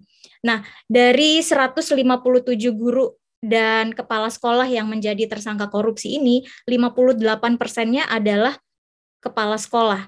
Jadi pimpinan tertinggi di sekolah begitu ya, yang seharusnya menjadi panutan untuk guru, untuk murid, untuk warga sekolah agar kemudian dana pendidikan di sekolah agar sekolah itu bersih dari korupsi, tapi justru mereka banyak tersangkut kasus korupsi. Nah, ini problemnya beragam ya. Ada yang memang karena tadi ya ada faktor greedy, memang ada mens rea, kesengajaan melakukan kasus korupsi. Ada juga yang problemnya adalah problem sistem, di mana kepala sekolah itu juga merupakan problem dari korupsi yang lebih besar, dari korupsi yang lebih besar misalnya terkait dengan dinas pendidikan, penegakan hukum, ada pemerasan dari kejaksaan dan lain-lain, dan kemudian berdampak mereka banyak melakukan kasus korupsi di sekolah itu sendiri gitu. Nah, korupsi di sekolah kalau dilihat memang angkanya cukup tinggi gitu ya, 1/3 dari kasus korupsi di sektor pendidikan itu terjadi di sekolah, dan 8 kasus itu merupakan korupsi DAK yang dilakukan bersama dengan tersangka dari dinas pendidikan. Nah, kalau kita lihat dari modus-modusnya, paling banyak itu terkait dengan kegiatan atau laporan fiktif. Jadi kegiatannya sebenarnya tidak ada gitu ya, tapi kemudian ada laporannya, ada penggunaan dananya dan lain-lain begitu. Jadi ini juga menunjukkan bahwa faktor atau pengawasan di sekolah itu tidak cukup berjalan dengan baik. Kalau pengawasan berjalan dengan baik, harusnya kegiatan-kegiatan atau laporan fiktif ini kemungkinan terjadinya itu kecil sekali gitu ya, karena ada orang, ada pihak-pihak yang mengawasi. Tapi ini justru jadi modus, jadi bentuk korupsi yang paling banyak terjadi di sekolah, kegiatan atau laporan fiktif. Misalnya ada laporan untuk ekstrakurikuler gitu ya, tapi sebetulnya ekstrakurikuler itu tidak ada di sekolah, dan uangnya kemudian digelapkan untuk digunakan untuk kepentingan yang lain. Kemudian juga modus yang banyak terjadi adalah pungutan liar. Tadi sudah dibahas juga gitu ya oleh Ibu Katarina. Pungli ini banyak sekali terjadi di sekolah yang korbannya sebetulnya tidak hanya murid atau wali murid, tapi juga guru. Guru untuk sertifikasi, kemudian untuk tunjangan dan lain-lain itu ada ada pungli-pungli yang kemudian harus mereka bayarkan gitu ya, agar kemudian mereka mendapatkan sertifikasi tersebut, mendapatkan tunjangan dan lain-lain. Nah, banyak modus yang lain, penyalahgunaan anggaran, penggelapan, markup gitu ya, dan lain-lain. Markup termasuk walaupun sekarang sudah ada kemajuan di pengadaan barang dan jasa di sekolah melalui Siplah, tapi tidak menutup kemungkinan di dalamnya juga terjadi markup. Nah, itu sedikit gambaran mengenai modus korupsi di sekolah, dan yang cukup banyak terjadi begitu ya, korupsi di sekolah itu terkait dengan korupsi dana BOS. Sebetulnya Kementerian Pendidikan sudah melihat dan sudah mengambil langkah pembenahan begitu ya. Seperti misalnya kalau kita lihat dari Permendikbud tahun nomor 8 tahun 2020 dan nomor 6 tahun 2021, itu sudah ada perubahan sistem transfer dana BOS yang awalnya ditransfer ke RKUD, kemudian ditransfer langsung ke rekening sekolah untuk menutup celah korupsi, dananya mentok dulu di dinas pendidikan gitu ya, untuk selanjutnya ke sekolah. Nah, ini sebetulnya cukup berdampak positif gitu, dapat mengurangi celah pungli terkait dengan percepatan pencairan dana BOS dari dinas pendidikan ke sekolah.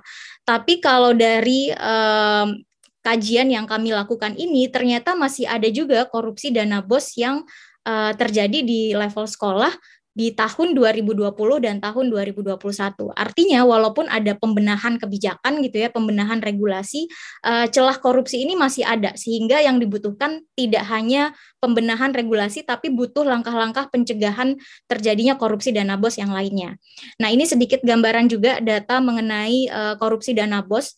Korupsi dana BOS ini merupakan korupsi yang paling banyak kedua gitu ya, setelah korupsi DAK. Jadi paling banyak itu terkait dengan korupsi DAK, dan paling banyak itu terjadi di sekolah, ada 37 kasus, dengan paling banyak modusnya adalah laporan fiktif.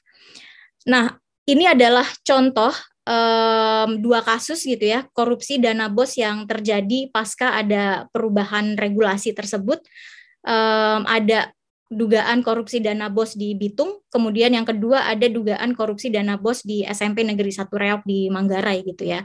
Dan bisa dilihat bahwa walaupun sudah ditransfer langsung ke sekolah gitu ya, ternyata masih ada ruang bagi misalnya oknum di dinas pendidikan kemudian untuk melakukan pungli terkait dengan pencairan dana BOS, seperti yang terjadi di Bitung gitu ya, dan kemudian ada kegiatan fiktif berupa markup dan juga pertanggungjawaban kegiatan yang tidak disertai dengan bukti-bukti yang jelas, bukti-bukti yang akuntabel.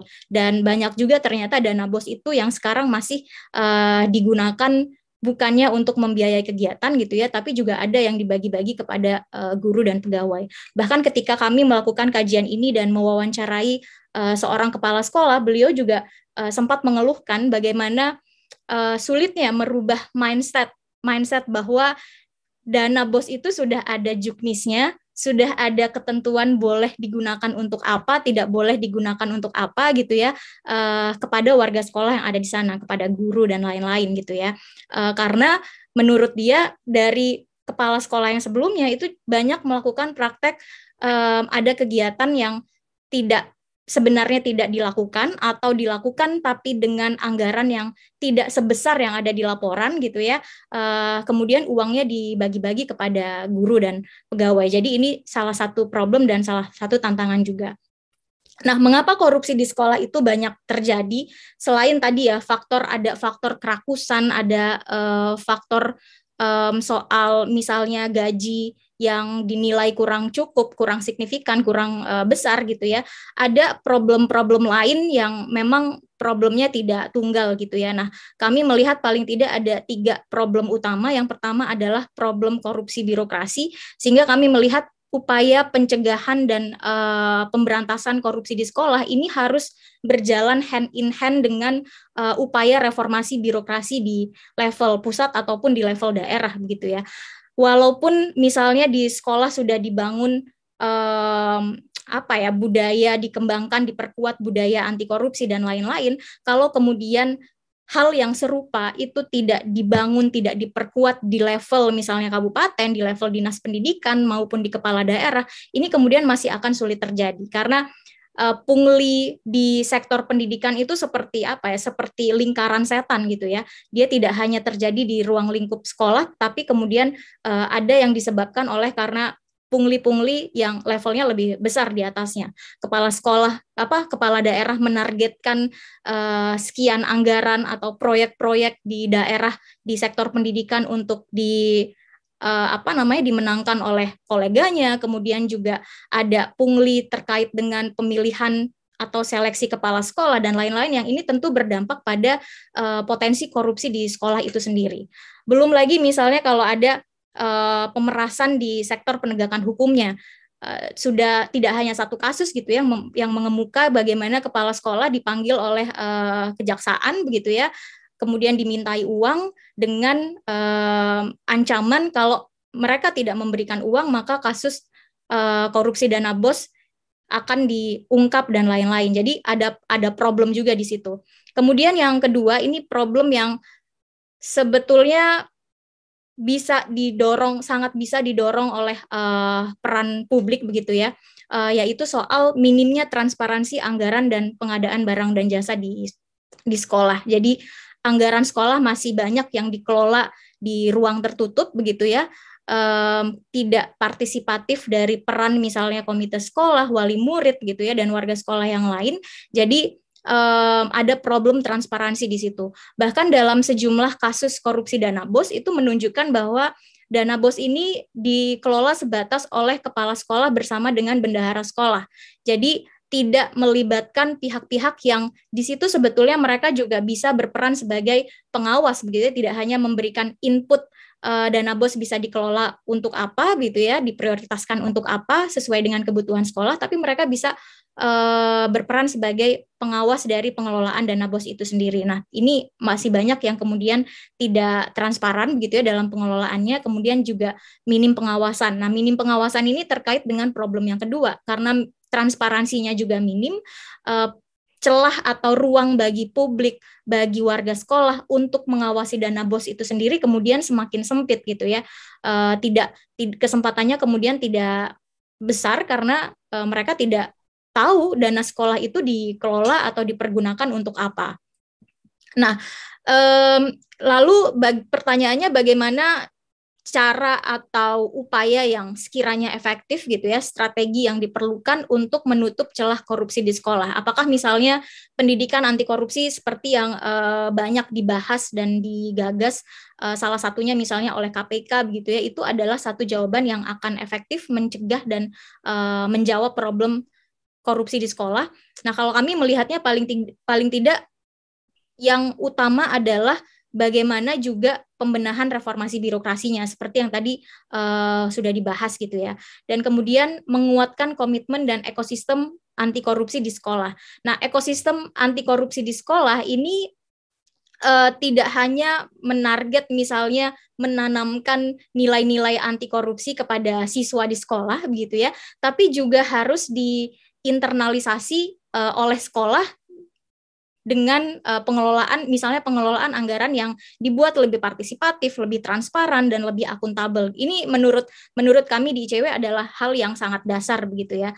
Dengan sekolah misalnya mengelola anggaran sekolahnya tidak hanya dana BOS tentunya, mengelola anggarannya secara partisipatif, secara transparan dan akuntabel, selain akan membuat anggaran tersebut akan diawasi oleh pihak-pihak lain begitu ya, tapi ini juga akan memunculkan trust gitu. Jadi ini adalah satu hal yang sangat penting dilakukan di sekolah untuk membuat anggarannya lebih partisipatif, transparan dan akuntabel. Nah, sayangnya sekarang di sekolah itu definisi atas partisipatif, transparan dan akuntabel itu masih sebatas misalnya terkait dengan dana BOS gitu ya. Untuk dana BOS transparan, tapi untuk dana-dana yang bersumber dari yang lainnya itu tidak transparan. Padahal sumber keuangan sekolah itu kan tidak hanya dari dana BOS ya, tapi ada sumber-sumber keuangan yang lainnya. Jadi ada laporan dana BOS, tapi untuk yang sumber-sumber lainnya belum tentu juga ada laporan.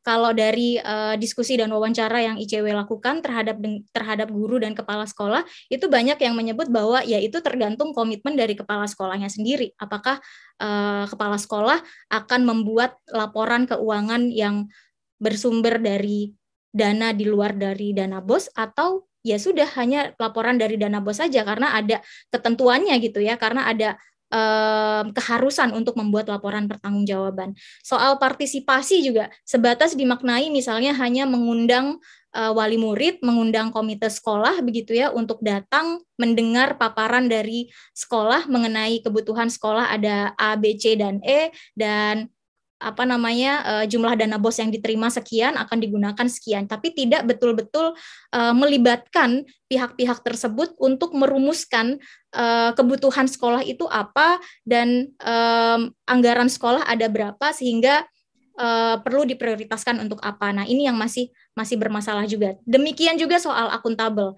Akuntabel belum dimaknai urgensi sekolah akuntabel kepada publik, tapi sebatas kepada pemerintah gitu ya, kepada dinas pendidikan, kepada Kemendikbud, tapi kepada publik itu akuntabilitas belum dimaknai dengan cukup oleh sekolah itu sendiri. Kemudian juga menguatkan komitmen dan ekosistem anti korupsi di sekolah ini juga terkait dengan menciptakan SDM yang terbuka, kritis, dan aktif gitu ya. Jadi tidak berhenti pada tataran pemahaman tetapi juga tindakan, tidak hanya misalnya dengan mengenalkan, menguatkan nilai-nilai anti korupsi di sekolah, jujur, adil, dan lain-lain, meminta, menghimbau murid untuk tidak mencontek, tidak terlambat datang ke sekolah, dan lain-lain, tapi juga harus mampu menciptakan, mendorong murid-murid itu sebagai agen-agen anti korupsi yang juga terbuka, yang kritis dan aktif gitu ya. Sehingga penting sekali ada tools di sekolah, misalnya kanal atau pos pengaduan begitu ya. Kalau murid dimintai pungutan liar misalnya oleh guru atau kepala sekolah, maka dia bisa melapor kemana. Jadi tidak sebatas hanya mengetahui bahwa pungli itu dilarang, tapi mereka juga tahu apa yang harus mereka lakukan ketika mereka dihadapkan pada kasus-kasus koruptif semacam pungutan liar dan lain-lain. Dan kemudian yang terakhir yaitu pelibatan warga sekolah dan lingkungan sekolah untuk melakukan pengawasan proses belajar mengajar di sekolah, termasuk di dalamnya pengelolaan anggaran. Bahkan menurut kami sebetulnya pelibatan warga yang lebih dalam begitu ya dalam proses pengelolaan anggaran sekolah ini punya benefit tertentu gitu ya, punya benefit lain untuk sekolah. Jadi kalau sekarang kan banyak sekolah, misalnya ada sekolah yang misalnya menetapkan ada iuran atau sumbangan begitu ya, tapi tidak disertai dengan penjelasan apa sih urgensi dari penggunaan sumbangan dan iuran tersebut, akan digunakan untuk apa, kenapa tidak bisa atau tidak cukup menggunakan dana yang sudah dikelola sekolah, baik itu misalnya dana BOS atau BOS daerah begitu ya, sehingga kemudian orang tua murid, wali murid begitu ya, juga mempertanyakan ini iuran sekolah untuk apa dan bagaimana pertanggungjawabannya. Nah, dengan adanya pelibatan, orang tua murid, wali murid akan lebih paham kebutuhan sekolah itu apa, yang sudah di-cover, yang sudah didanai oleh dana BOS, oleh BOS daerah itu apa, dan apa konsekuensinya misalnya kebutuhan sekolah tadi itu tidak dianggarkan dengan cepat begitu ya dalam tahun anggaran tersebut. Jadi mengetahui apa reason dan urgensinya. Nah, ini yang belum terjadi ya, sehingga banyak juga protes-protes dan pertanyaan terkait dengan pungutan atau iuran di sekolah. Nah, ICW setelah melakukan kajian ini kami Mas bisa dipercepat kira-kira 5 menit lagi? Iya, 3 menit. Terima kasih. 3 menit, terima kasih.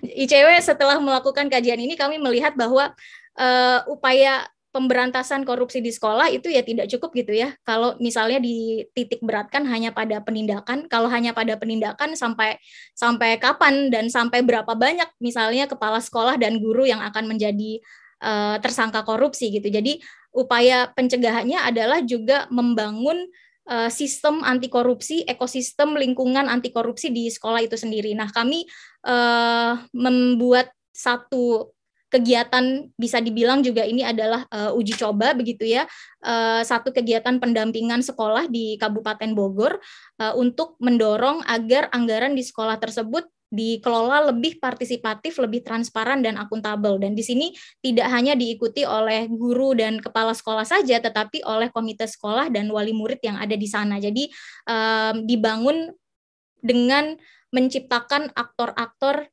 atau warga sekolah yang lebih paham mengenai apa sih bahaya dari korupsi di sekolah itu, kenapa korupsi di sekolah kemudian bisa terjadi, dan apa yang sebetulnya mereka lakukan. Dan ini sedang proses, Pak Jimmy, jadi kami berharap nanti soal transparan, partisipatif, dan akuntabel itu juga tidak hanya sebatas dimaknai cukup transparan mengenai pengelolaan dana BOS, cukup akuntabel kepada pemerintah, tapi betul-betul dikelola secara transparan dan akuntabel kepada wali murid gitu ya, kepada warga sekolah, kepada lingkungan sekitar, sehingga pengelolaan anggaran di sekolah ini bisa diawasi juga oleh pihak-pihak tersebut. Jadi kami coba mendefinisikan ulang gitu ya, membangun pemahaman bahwa partisipatif, transparan, dan akuntabel itu ya tidak terbatas pada misalnya terkait dengan pengelolaan dana BOS, tapi keuangan sekolah secara umum. Itu dari saya, Pak Jimmy, terima kasih. Waduh, terima kasih banyak Mbak Almas. Sama menarik tadi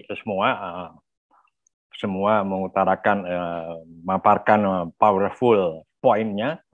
Tapi saya mau garis bawahi, mungkin ICW mencoba untuk tadi Mbak Almas mengatakan bagaimana tindakan untuk menutup celah atau menutup korupsi di sekolah. Ada beberapa poin yang mesti dilakukan. Tapi mungkin karena saya orang pendidikan, jadi saya mau garis bawahi yang namanya pendidikan anti korupsi. Ya, pendidikan anti korupsi yang mungkin harus menjadi poin.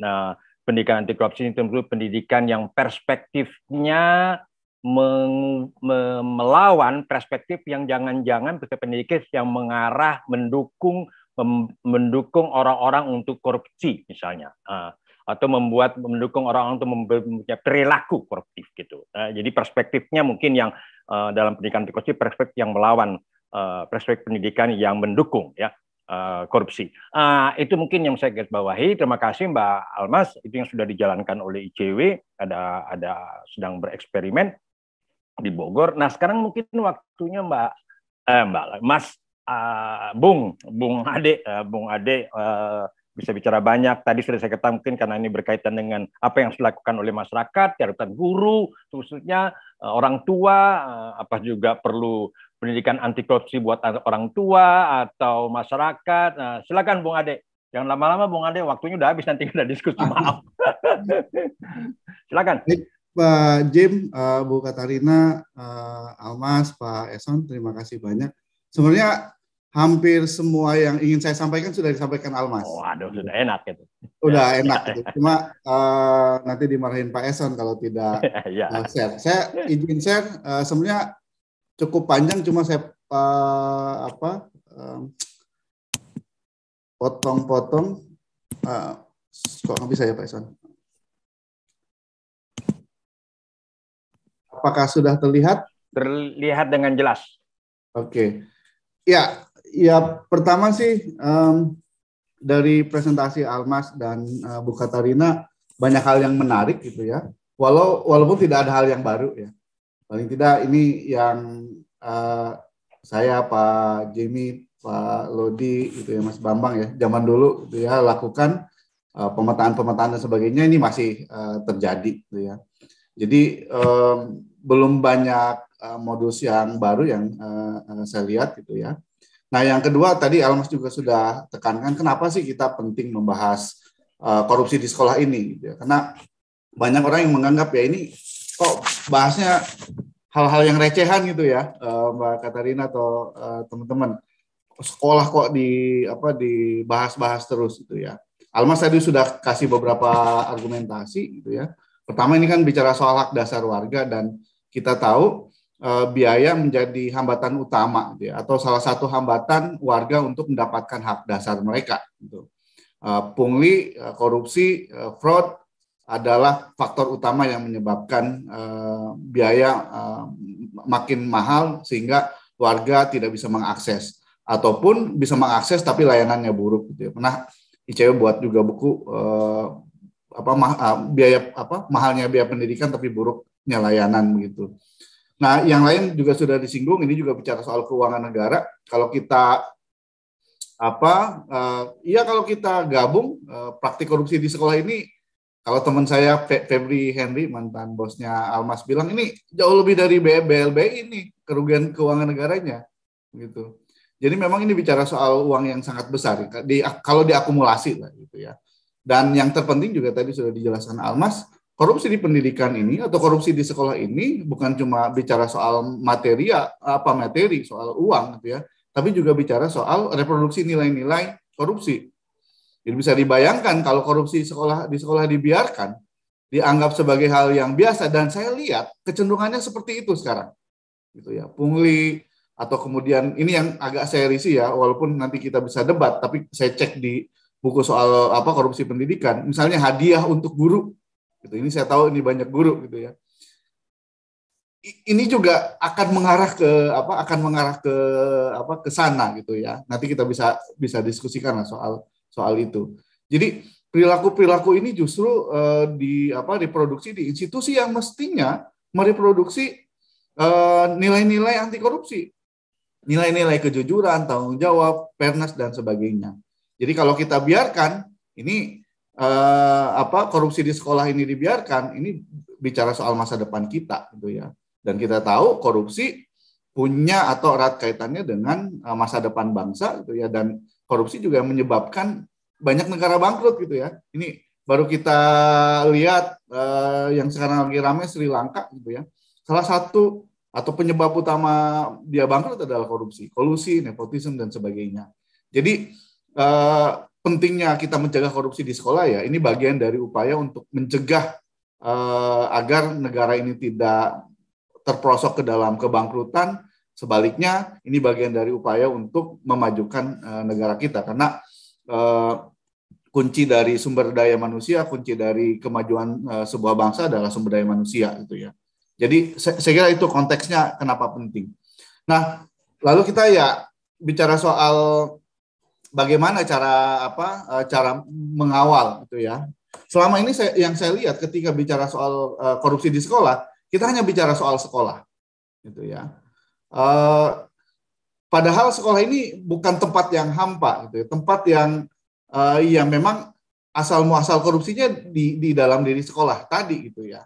Nah, kalau dalam pengalaman kami ya paling tidak, atau tadi presentasinya Bu Katarina ataupun Almas, problem mendasar jangan-jangan bukan ada di sekolah.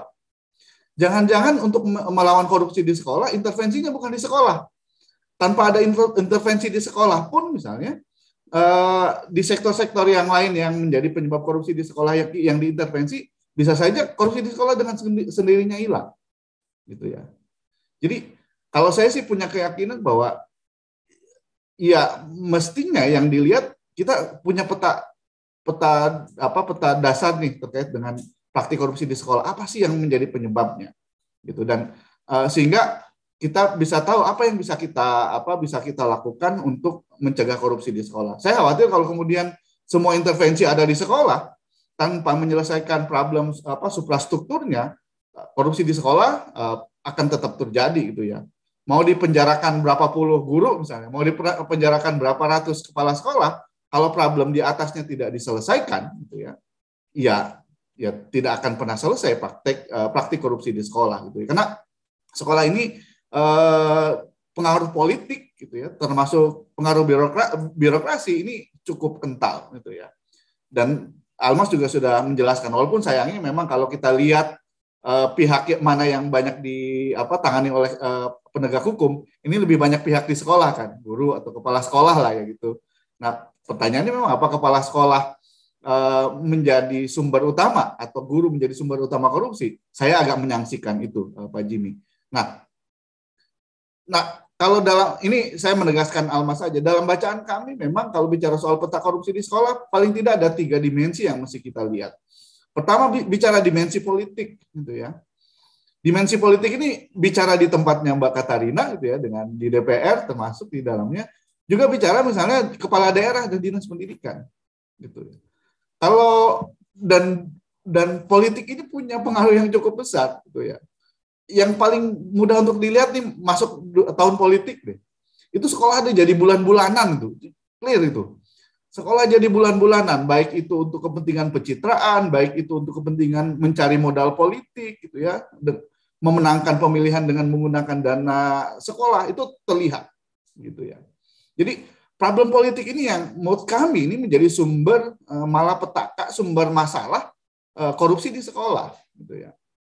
Dan saya kira saya cukup senang Bu Katarina juga mengakui misalnya di tempatnya masih ditemukan praktik-praktik seperti itu. Dan saya kira memang ya misalnya dinamika antara Kementerian Pendidikan dengan DPR itu juga cukup mempengaruhi gitu ya.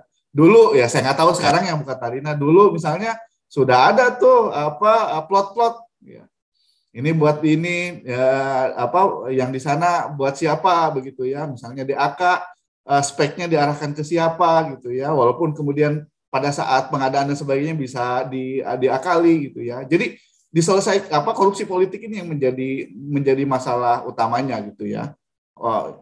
Nah ini dan yang paling kentara misalnya di daerah begitu.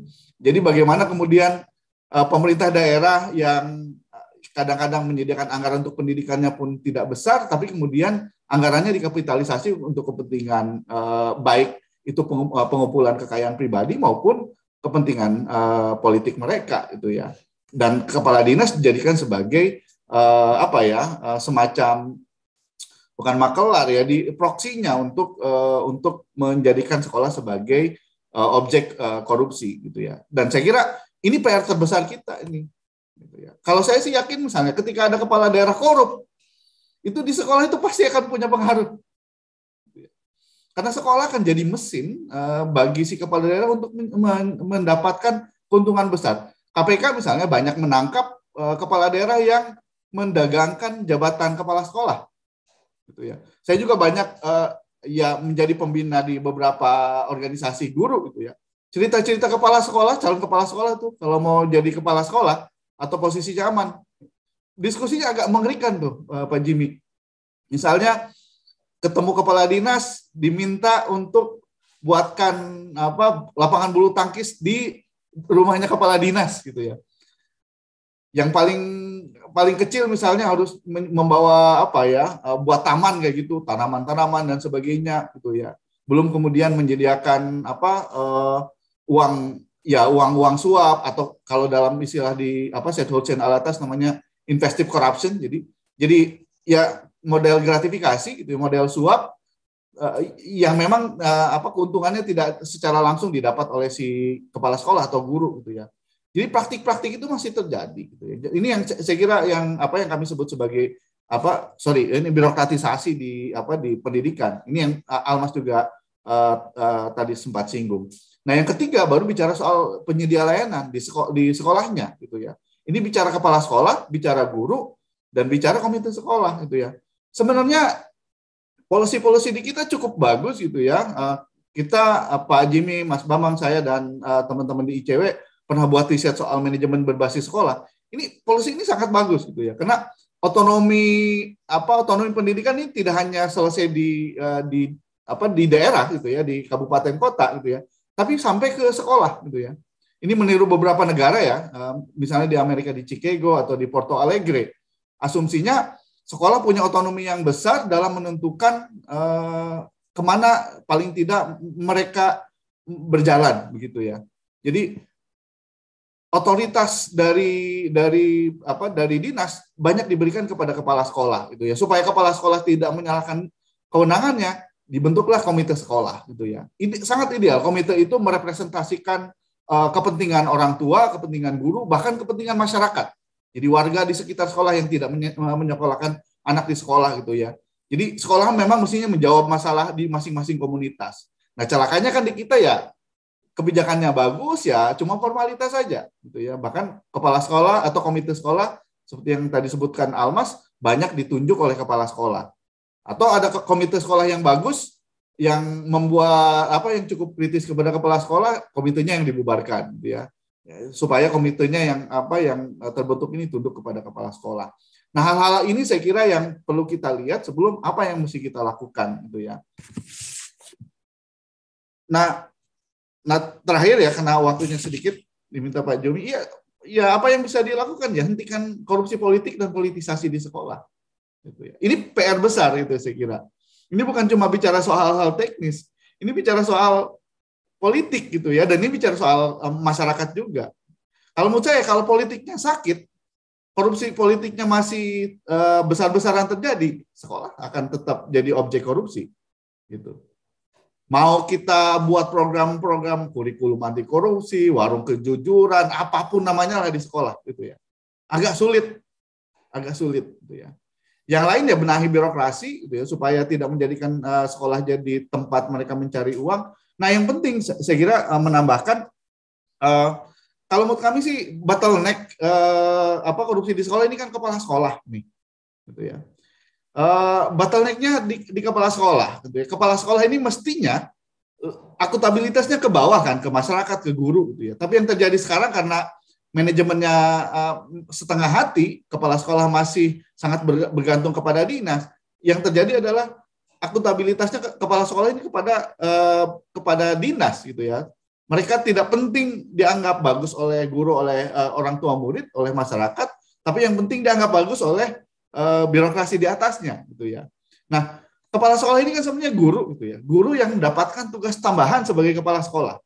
Tapi faktanya di lapangan, ketika menjadi kepala sekolah, udah nggak mau lagi menjadi guru, gitu ya. Bahkan ketika menjadi kepala sekolah, ya sudah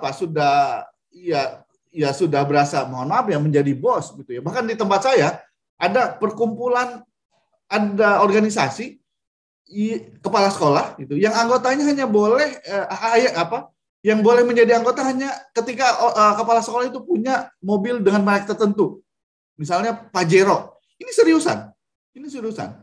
Jadi sudah sampai sesakit itu, gitu ya. Jadi mereka dibuat, bahkan dulu ada namanya MKKS. Kalau guru-guru jaringannya Pak Jimmy dengan sinikal bilang ini MKKS katanya, gitu ya. Mafia kepala sekolah kayak gitu. Mereka dengan sinik dibuat seperti itu. Kenapa? Karena ketika menjadi kepala sekolah ya dianggap sudah jadi bagian representasi dari birokrasi, gitu ya. Bahkan kepala sekolah ini sekali lagi ya jadi bottleneck, menjadi tempat bagi dinas untuk kemudian mengatur praktik korupsinya, gitu. Jadi kepala sekolah bukan melayani warga sekolah, tapi melayani birokrasi, gitu ya, melayani politik. Bahkan dalam riset-riset ICW, ketika mau pemilihan pemilihan kepala daerah, berlomba-lomba ini kepala sekolah ini mendukung calon tertentu, gitu ya, supaya posisinya aman, atau kemudian yang didukung terpilih dia bisa menjadi direkrut di dinas, gitu ya, dan lain sebagainya. Jadi menurut kami sih ini perlu dipertimbangkan nih Bu Katarina soal desakralisasi kepala sekolah ini, supaya ketika menjadi kepala sekolah tidak malu lagi menjadi guru, gitu ya, begitu. Nah, yang lain ya tadi sudah sebutkan Almas ya, penguatan komite, gitu ya. Jangan sampai komite ini istilah teman-teman orang tua murid jadi kok minta terus, gitu ya. Harus kreatif lah komite ini, gitu ya. Dan contoh-contoh yang dilakukan oleh ICW banyak kok, gitu ya. Orang tua murid partisipasinya juga mau kok, gitu ya. Ketika mereka tahu asbabunuzul kenapa sekolah ini mau melakukan apa, gitu ya. Tujuannya apa, mereka mau kok, gitu ya. Cuma ya sekali lagi jangan kemudian cuma dijadikan sebagai pelengkap penderita, gitu ya. Nah, terakhir saya kira penerapan sistem, saya cukup senang Kementerian Pendidikan sudah menerapkan sistem manajemen anti penyuapan, gitu ya. Dan di sistem manajemen anti penyuapan ini sebenarnya ada kewajiban lembaga yang menerapkan sistem ini untuk juga menerapkan ke kalau di corporate ya kliennya, gitu ya, atau mitranya untuk menerapkan sistem yang sama, gitu ya. Supaya ada mitranya juga menerapkan pengendalian anti penyuapan atau pengendalian korupsi ini. Nah, menurut kami sih penting ya, kalaupun nggak langsung didorong ke sekolah, didorong dinas-dinas juga menerapkan sistem ini, Bu Katarina, gitu ya. Karena ketika menerapkan sistem ini kan, dinas dipaksa juga untuk membuat apa? Beberapa hal penting dalam sistem manajemen anti penyuapan kan, pertama misalnya peta risiko penyuapan atau peta risiko korupsi. Mereka sudah buat peta, mitigasinya seperti apa juga mereka harus sudah siapkan. Lalu kemudian dukungannya dengan membuat UPG, membuat WBS juga mereka harus siapkan. Dengan sendirinya ada sistem ini, termasuk di dalamnya ada penguatan terus kan, sosialisasi, pelatihan-pelatihan supaya muncul integritas di masing-masing pengelola institusi ini gitu ya. Jadi saya kira ini bisa dikembangkan gitu ya. Ketika dinasnya sudah menerapkan ini, dinas bisa terapkan kepada sekolah. Dan kalau ini dijalankan dengan sungguh-sungguh, saya kira paling tidak praktik korupsi ini kalaupun tidak bisa dihilangkan, bisa lebih ditekan gitu ya. Karena kalau saya sekali lagi dalam praktik pembenahan korupsi ini mestinya top down, bukan bottom up gitu ya. Karena kalau dalam istilah Pak Jimmy, ini kan sekolah samina wa ata'na sama atasan nih, gitu ya. Atasannya bilang A, sekolah juga akan bilang A, atasannya bilang B, sekolah juga akan bilang B, gitu ya. Dan ini dibuktikan dalam banyak penelitian kok, gitu ya. Jadi ketika kepala daerahnya tidak korup, ketika kepala dinasnya tidak korup, sekolah juga akan malu untuk melakukan korupsi. Kepala sekolah juga akan takut untuk melakukan praktik korupsi. Tapi ketika kepala daerahnya korup, dinasnya korup, kepala sekolahnya bersih, tetap aja dia akan terpengaruh gitu, karena posisinya akan terancam. Gitu ya. Kalau dia tidak jadi bagian dari jamaah korupsi, bisa saja dia dimutasi atau bisa saja dia tidak lagi menjadi kepala sekolah gitu ya. Jadi mestinya dimulai dari atas, dan sekarang saya kira PR-nya ada di Mbak Katarina gitu ya. Bagaimana Mbak Katarina bisa secara politik juga mempengaruhi, karena ya ini kan bukan sekali lagi melawan korupsi politik ini kan bukan cuma bicara soal cuma sistem gitu ya. Ya sistem kan ya, pengalaman kami mendampingi penerapan sistem manajemen anti penyuapan, ya sistem kan tidak akan punya arti apapun kalau tidak ada komitmen dan keseriusan gitu ya. Komitmen secara politik untuk menerapkan ini gitu ya. Jadi ya kalau Bu Katarina masih takut misalnya ketika berhadapan dengan Komisi 10 yang minta jatah gitu ya, atau Pak Nadiem juga masih banyak berkompromi terkait dengan ini, ya saya kira di bawah nggak akan selesai masalahnya gitu ya. Ya sekarang saya kira Almas, kita semua ya bantu dukung nih Bu Katarina gitu ya, karena sekali lagi untuk menghentikan korupsi di sekolah kan kita mulai dari atas gitu. Selesaikan dulu kepalanya ini gitu ya. Jadi ya kita dukung nih Bu Katarina gitu. Kalau saya sih cukup senang tadi ada statement pengakuan bahwa ya memang di atas ada masalah, karena kalau diskusi dengan inspektorat sebelumnya kan biasanya denial gitu Bu, gitu ya. Nggak ada gitu ya. Ya walaupun kita semua tahu ada gitu ya. Saya kira itu Pak Jimmy, mudah-mudahan tidak terlalu panjang karena terima kasih. Terima kasih banyak. Terima kasih. Waduh, nih ditutup oleh Bung Ade. Jadi arahnya walaupun bagus ya, arahnya positif ya, arahnya ke Ibu Katarina ya. Jadi dari top down katanya kan, tentu saja walaupun top down kita tentu harus membantu dalam pengertian dari bawah, harus harus ada kerja ya yang sudah diutarakan oleh, kalau kerja di sekolah maksud saya, yang sudah diutarakan juga oleh Mbak Almas dan Ibu Katarina juga, apa yang harus dilakukan sekolah dan sebagainya, antara lain pendidikan anti korupsi dan sebagainya. Tetapi rupanya kalau menurut Bung Ade, nih urusannya nih dari atas nih ya, maaf dari atas. Jadi kita harus mendukung orang-orang yang di atas yang menyadari benar memang di atas ada persoalan. Jadi itu mungkin itu yang menurut saya. Nah mungkin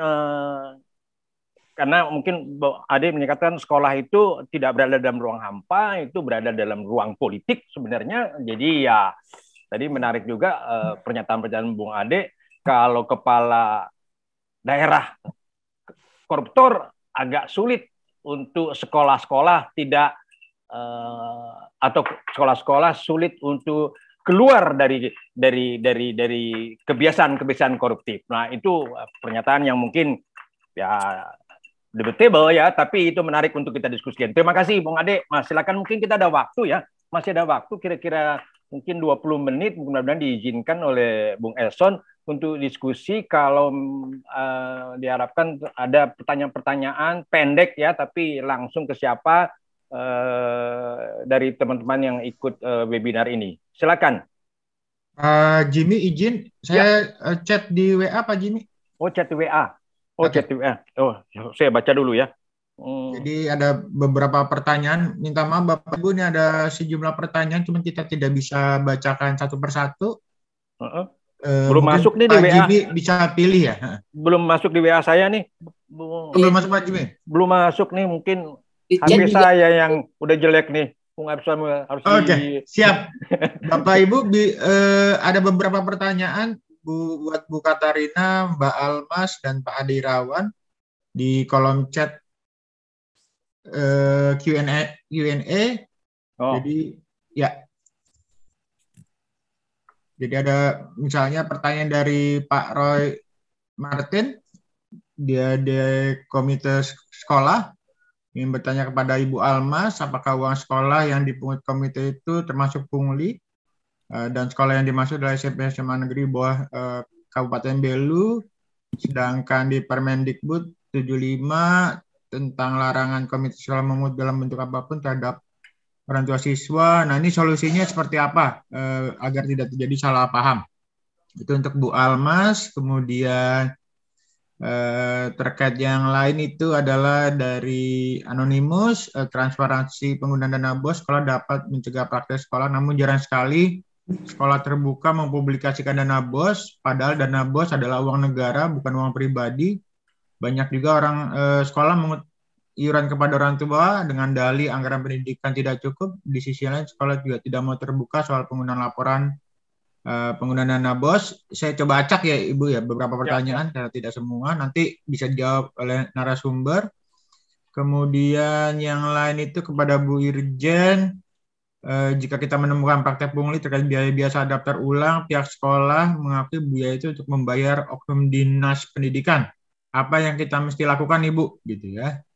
Nah, yang lain itu ada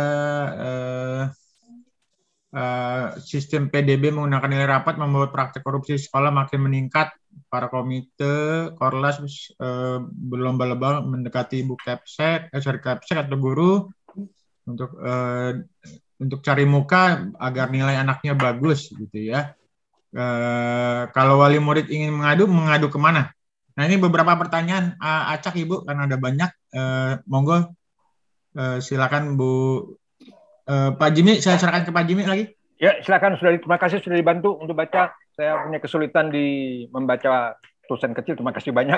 Silakan siapa yang mau balas lebih? Mungkin Ibu Katarina lebih dulu. Ya, mungkin karena pertanyaan kebetulan. Silakan Ibu Katarina. Ke dokter gigi jam 12 ini. Oke. Dokter gigi sekarang susah sekali sebenarnya.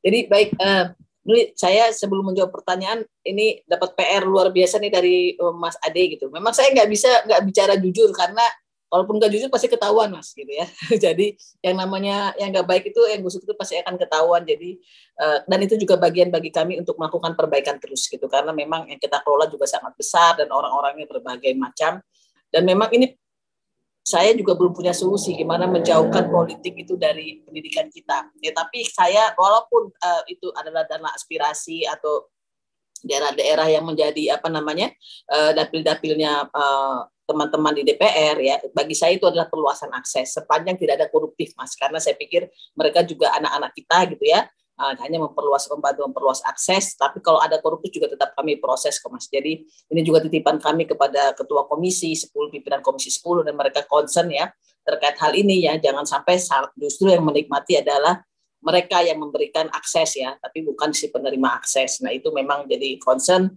Tapi insya Allah Mas Menteri maupun kami sebenarnya nggak ada beban itu. Catatan kami adalah pertama sesuai dengan aturan, sesuai dengan persyaratan, ya, dan tidak ada hal-hal koruptif. Jadi itu catatan dari Mas Menteri ya atas titipan-titipan dari atau aspirasi dari rekan kerja di DPR. Dan kedua adalah memang yang untuk SMAP itu juga bagian yang menjadi PR kami, tapi kami ingin dulu di dalam Mas, jangan sampai nanti nggak keluar yang di dalam malah nggak kelihatan gitu ya, kita kadang cenderung lebih jelas yang nggak keluar gitu ya, yang jauh padahal yang di dekat juga penting, berbagai unit kerja yang sangat besar termasuk Dikti ini juga luar biasa, nanti monggo ICW untuk juga mencermati nih penyimpangan-penyimpangan di Dikti, ya baik dalam kenaikan guru besar, baik dalam izin prodi, PTS itu banyak yang palsu. Yang kemarin di Buser SCTV juga PR luar biasa di Dikti ini.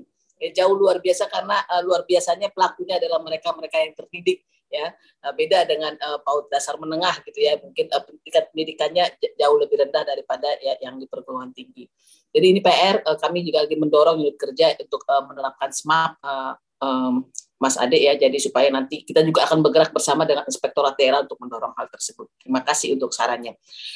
Untuk pertanyaan oknum Dinas tadi termasuk wali murid, silahkan lapor ya ke lapor ULT Kemdikbud, Ditjen juga ada, Bapak Ibu tinggal googling ya. Kami bisa lapor secara tertulis langsung ke meja saya gitu ya. Kalau lapor secara tertulis kami akan siap untuk menindaklanjuti, dan memang selama ini juga semua laporan-laporan terkait oknum dinas, wali murid itu lapor kemana bisa langsung kami terima Bapak Ibu. Jadi nggak usah khawatir, kami akan menindaklanjuti semua laporan-laporan atas penyimpangan yang ada di sekolah. Mungkin itu dari saya rasa ketika ingin menanyakan kemana lapornya, kami siap untuk menerima laporan. Karena memang tanggung jawab dalam pengawasan atas pengelolaan APBN fungsi pendidikan itu di PP 12 tentang pengawasan pemerintah daerah menjadi tugas Ditjen Kementerian Teknis termasuk Kemendikbud. Demikian Pak Jimmy, terima kasih. Terima kasih Bu Katrina. Ya, Ibu Katrina sudah memberi kesempatan kepada teman-teman, orang tua, guru, kepala sekolah yang mau melaporkan ada pesan-pesan ya, kegiatan-kegiatan koruptif itu silakan dilaporkan. Terima kasih Bu Katrina. Mbak Almas, maaf. Ya, Pak Jimmy, terima kasih tadi pertanyaannya. Saya memandang sebetulnya mempertanyakan sumbangan dan bantuan sekolah gitu ya, pungutan dan lain-lain itu adalah satu hal yang positif gitu ya. Artinya ada sikap kritis. Nah, sebetulnya terkait dengan sumbangan dana pendidikan ini bukan sesuatu yang haram gitu ya sebetulnya, tapi karena mungkin ada banyak tagline sekolah gratis gitu ya, apalagi di tengah pemilu, entah itu pemilu di level nasional ataupun di level daerah, ini kan banyak janji politik sekolah gratis gitu ya, sehingga muncul pertanyaan, sudah ada dana BOS, dana untuk pendidikan sudah minimal 20% dari APBN dan APBD, kok masih ada sumbangan, kemudian bantuan untuk pendidikan dan lain-lain. Nah, secara hukum ini bisa dikoreksi juga ya nanti sama Pak Jimmy, Pak Ade ataupun Ibu Katarina gitu ya kalau misalnya keliru. Komite sekolah itu dapat melakukan penggalangan dana dalam bentuk bantuan atau misalnya sumbangan gitu ya. Tapi tidak boleh berupa pungutan. Ini karena memang ada perbedaan definisi, perbedaan pengaturan terkait dengan bantuan pendidikan, sumbangan pendidikan, dan kemudian pungutan pendidikan. Nah, soal komite sekolah yang melakukan penggalangan dana pendidikan, nanti Bapak Ibu bisa cek lebih lanjut, misalnya di Permendikbud nomor 75 tahun 2016 ya, terkait dengan komite sekolah. Di situ dijelaskan lebih detail mengenai penggalangan dana dalam bentuk bantuan ataupun sumbangan oleh komite sekolah. Nah, kemudian yang kedua poinnya adalah kalau dari regulasi itu ditegaskan bahwa walaupun ada yang namanya sumbangan dan bantuan pendidikan yang ditarik kepada wali murid ataupun misalnya siswa gitu ya, itu juga ditegaskan sumbangan ini memang bisa diminta dari orang tua siswa, tapi tidak untuk seluruh orang tua, tidak untuk seluruh murid gitu ya, karena sifatnya juga adalah sukarela gitu, jadi tidak diterapkan apalagi misalnya reguler gitu ya, ada setiap bulan atau misalnya setiap 6 bulan sekali dan lain-lain, karena memang sifatnya itu adalah sukarela gitu. Jadi kalau misalnya sumbangan itu kemudian diberlakukan secara sistematis gitu ya untuk seluruh orang tua dan ada ketetapan misalnya biayanya berapa setiap bulan dan lain-lain, itu jatuhnya adalah pungutan gitu. Nah, ini yang mungkin bisa kita bahas lebih jauh ya mengenai bentuk-bentuk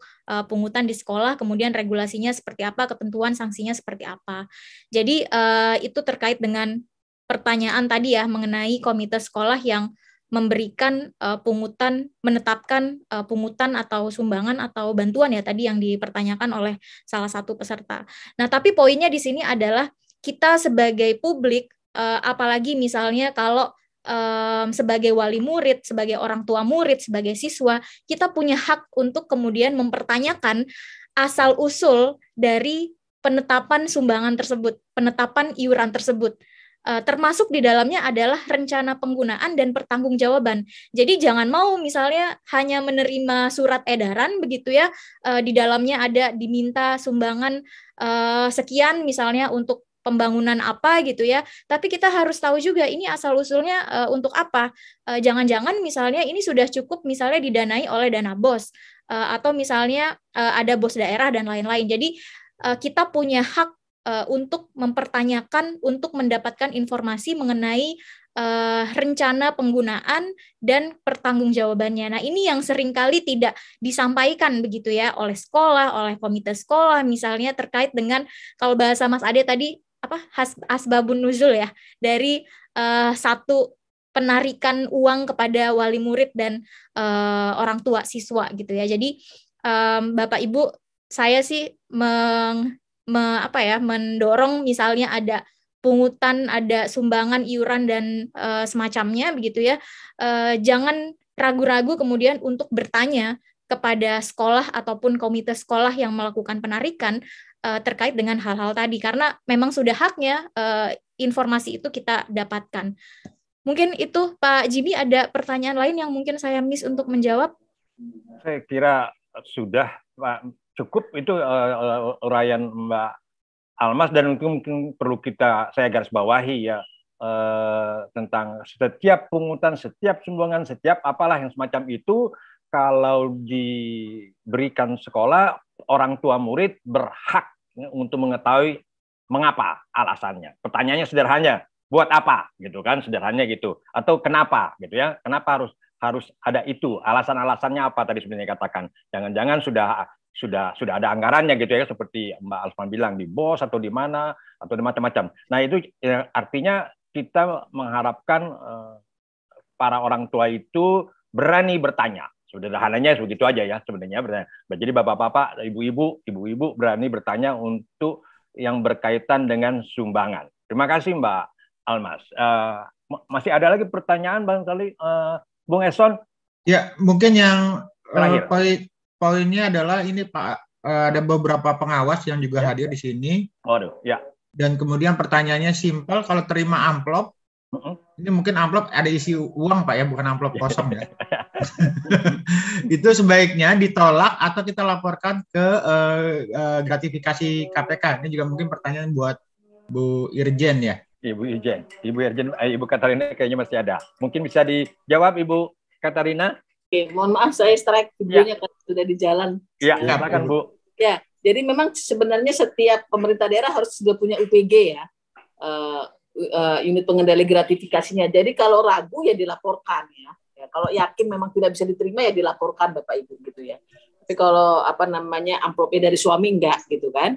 Nah, jadi harus clear bahwa pemberinya itu ada hubungan dengan jabatan kita. Jadi kalau kita bukan seorang pengawas, apa mungkin kita menerima dari yang bersangkutan? Itu adalah self assessment dulu di kita gitu kan. Jadi kalau memang ragu atau memang yakin tidak boleh diterima, laporkan sebenarnya ke unit pengendali gratifikasinya. Jadi ke KPK juga bisa langsung sih Bapak Ibu ya, karena sudah ada yang online gitu ya, melalui HP, aplikasi juga sudah bisa. Jadi memang demikian, tidak perlu ragu untuk melaporkannya. Karena prinsipnya memang kita kalau bisa menolak. Terima kasih. Ya, ini mungkin seperti tadi Almas tadi saya katakan, Mbak Almas, orang tua harus bertanya apa alasannya. Mungkin para pengawas juga bertanya, ini si amplop, ini kenapa Pak? Gitu. Kira-kira begitu sederhananya ya. Kalau dia nggak bisa terima alasannya ya seperti tadi Ibu Katarina katakan ya laporkan atau ya jangan terimalah, kira-kira begitu ya. Terima kasih Ibu Katarina. Masih ada lagi pertanyaan? Mungkin ada Pak. Oh ya ada. Ada bisa. Bung Ade, silakan komentari itu dari yang tadi semua. Ya kalau soal sekolah, kami punya ICW ya, punya contoh praktik baik selain di Bogor, itu di Garut ya. Yang sekarang kepala dinasnya itu Pak Ade ya, dulu saya lupa, Pak Kenjeng, SD Pak Kenjeng 2 atau apa gitu ya, dan beberapa sekolah di Garut gitu, baik itu di Tarogong, Cibatu, dan beberapa daerah lain. ini apa menambahkan Almas, sebenarnya orang tua murid itu punya kepedulian kok ke sekolah gitu ya. Dan menurut saya sih ini contoh bagusnya ketika mereka menyusun APBS, RAPBS, rencana anggaran pendapatan dan belanja sekolah. Di RAPBS ini orang tua murid bersama kepala sekolah, waktu itu saya kira Pak Jimmy, saya juga hadir, ada guru gitu ya. Mereka menyusun dulu apa sih yang mau dilakukan di sekolah ini dalam setahun ke depan. Disusun, itu menarik gitu ya. Orang tua ternyata punya versi yang berbeda dengan guru terkait dengan capaian atau tujuan sekolah. Begitu juga dengan masyarakat gitu ya. Mereka susun gitu. Ini yang saya bilang asbabun nuzul nih, sebab musabab kenapa muncul kebutuhan anggaran A, B, C, D gitu ya. Nah, ketika muncul anggaran itu, mereka hitung bareng.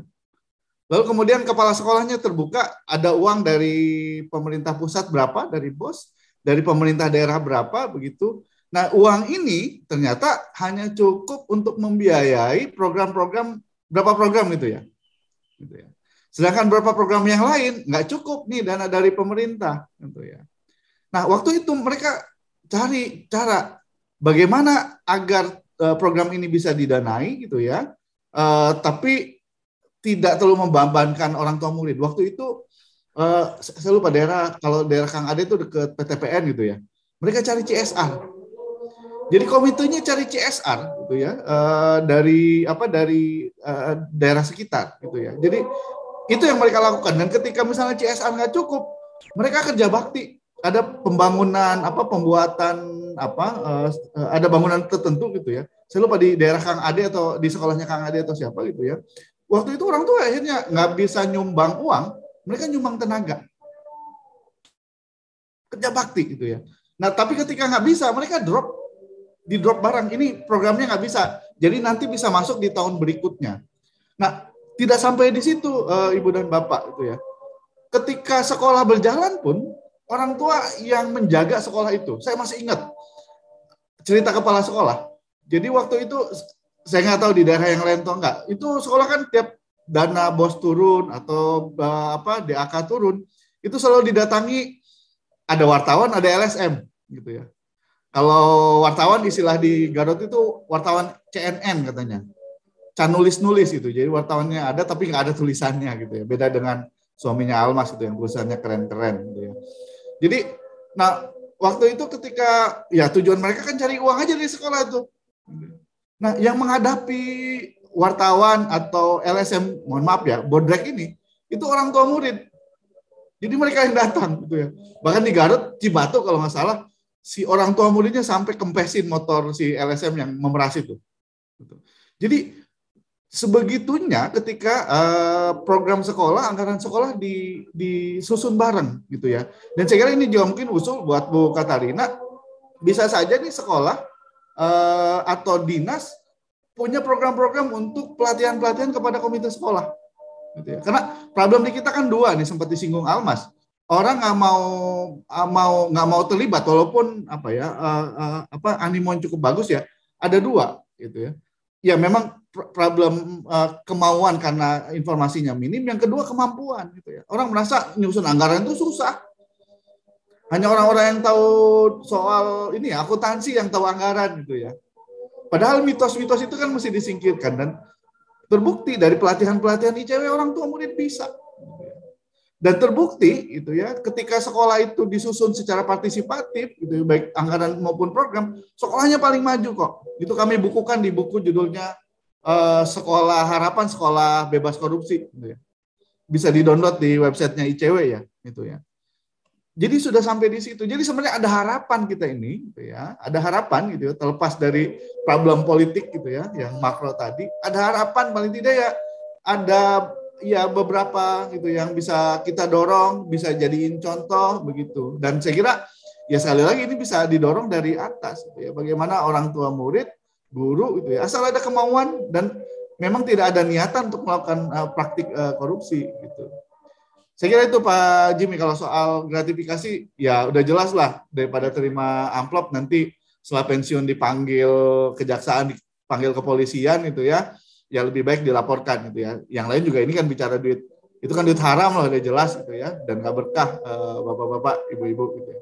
Terima kasih. Ini mumpung lagi dengerin azan Pak Jimmy. Azan ya, memang sebenarnya azan, benar, kedengaran. Terima kasih Bung Ade. Saya kira ini ditutup dengan pernyataan Bung Ade itu, sebenarnya kita ada celah, ya masih ada celah, ruang untuk melawan korupsi. Tentu saja melalui sekolah, yaitu mulai seperti sudah diutarakan juga oleh Bung Almas, tapi kemudian Bung Ade menggunakan itu yang namanya dulu disebut RAPBS, kemudian jadi APBS partisipatif yang dijalankan, ditambahin lagi partisipatif berperspektif gender ditambah berperspektif gender. Nah, yang dilakukan misalnya di Tentara Pergi Garut, yaitu ruang dan yang atau celah atau harapan ya. Nah, tentu harapan ini harus diperbesar sambil kita tetap mengingat ada persoalan besar lagi itu yang politik itu, tetapi mungkin kalau pelan-pelan mungkin bisa menyaingi melawan itu. Saya kira terima kasih semua buat tiga sumber gitu ya, pembicara, Ibu Katarina, Mbak Almas, Bung Ade yang sudah menyampaikan pandangan-pandangan, ide-ide yang tentu bisa kita lakukan. Ini bukan ide di atas awang-awang, tapi ide yang bisa dilakukan oleh kita semua di sekolah. Terima kasih sekali lagi buat tiga pembicara dan kepada teman-teman semuanya yang sudah ikut, masih banyak, masih tetap tidak pergi. Mudah-mudahan bisa masih ada waktu untuk sholatnya, jamnya. Saya kembalikan ke Bung Eson. Terima kasih. Silakan Bung Eson. Ya, terima kasih Pak Jimmy, Bapak Ibu narasumber, Bu Katarina, terima kasih, Pak Ade Irawan dan Almas, terima kasih. Diskusi sangat menarik Bapak Ibu. Namun karena waktu yang terbatas kita harus akhiri. Pak Jimmy sudah memandu kita. Terima kasih, sukses buat Bapak Ibu semua narasumber, Almas, Ade dan Bu Katarina. Kita akan ketemu Bapak Ibu di sesi webinar yang akan datang.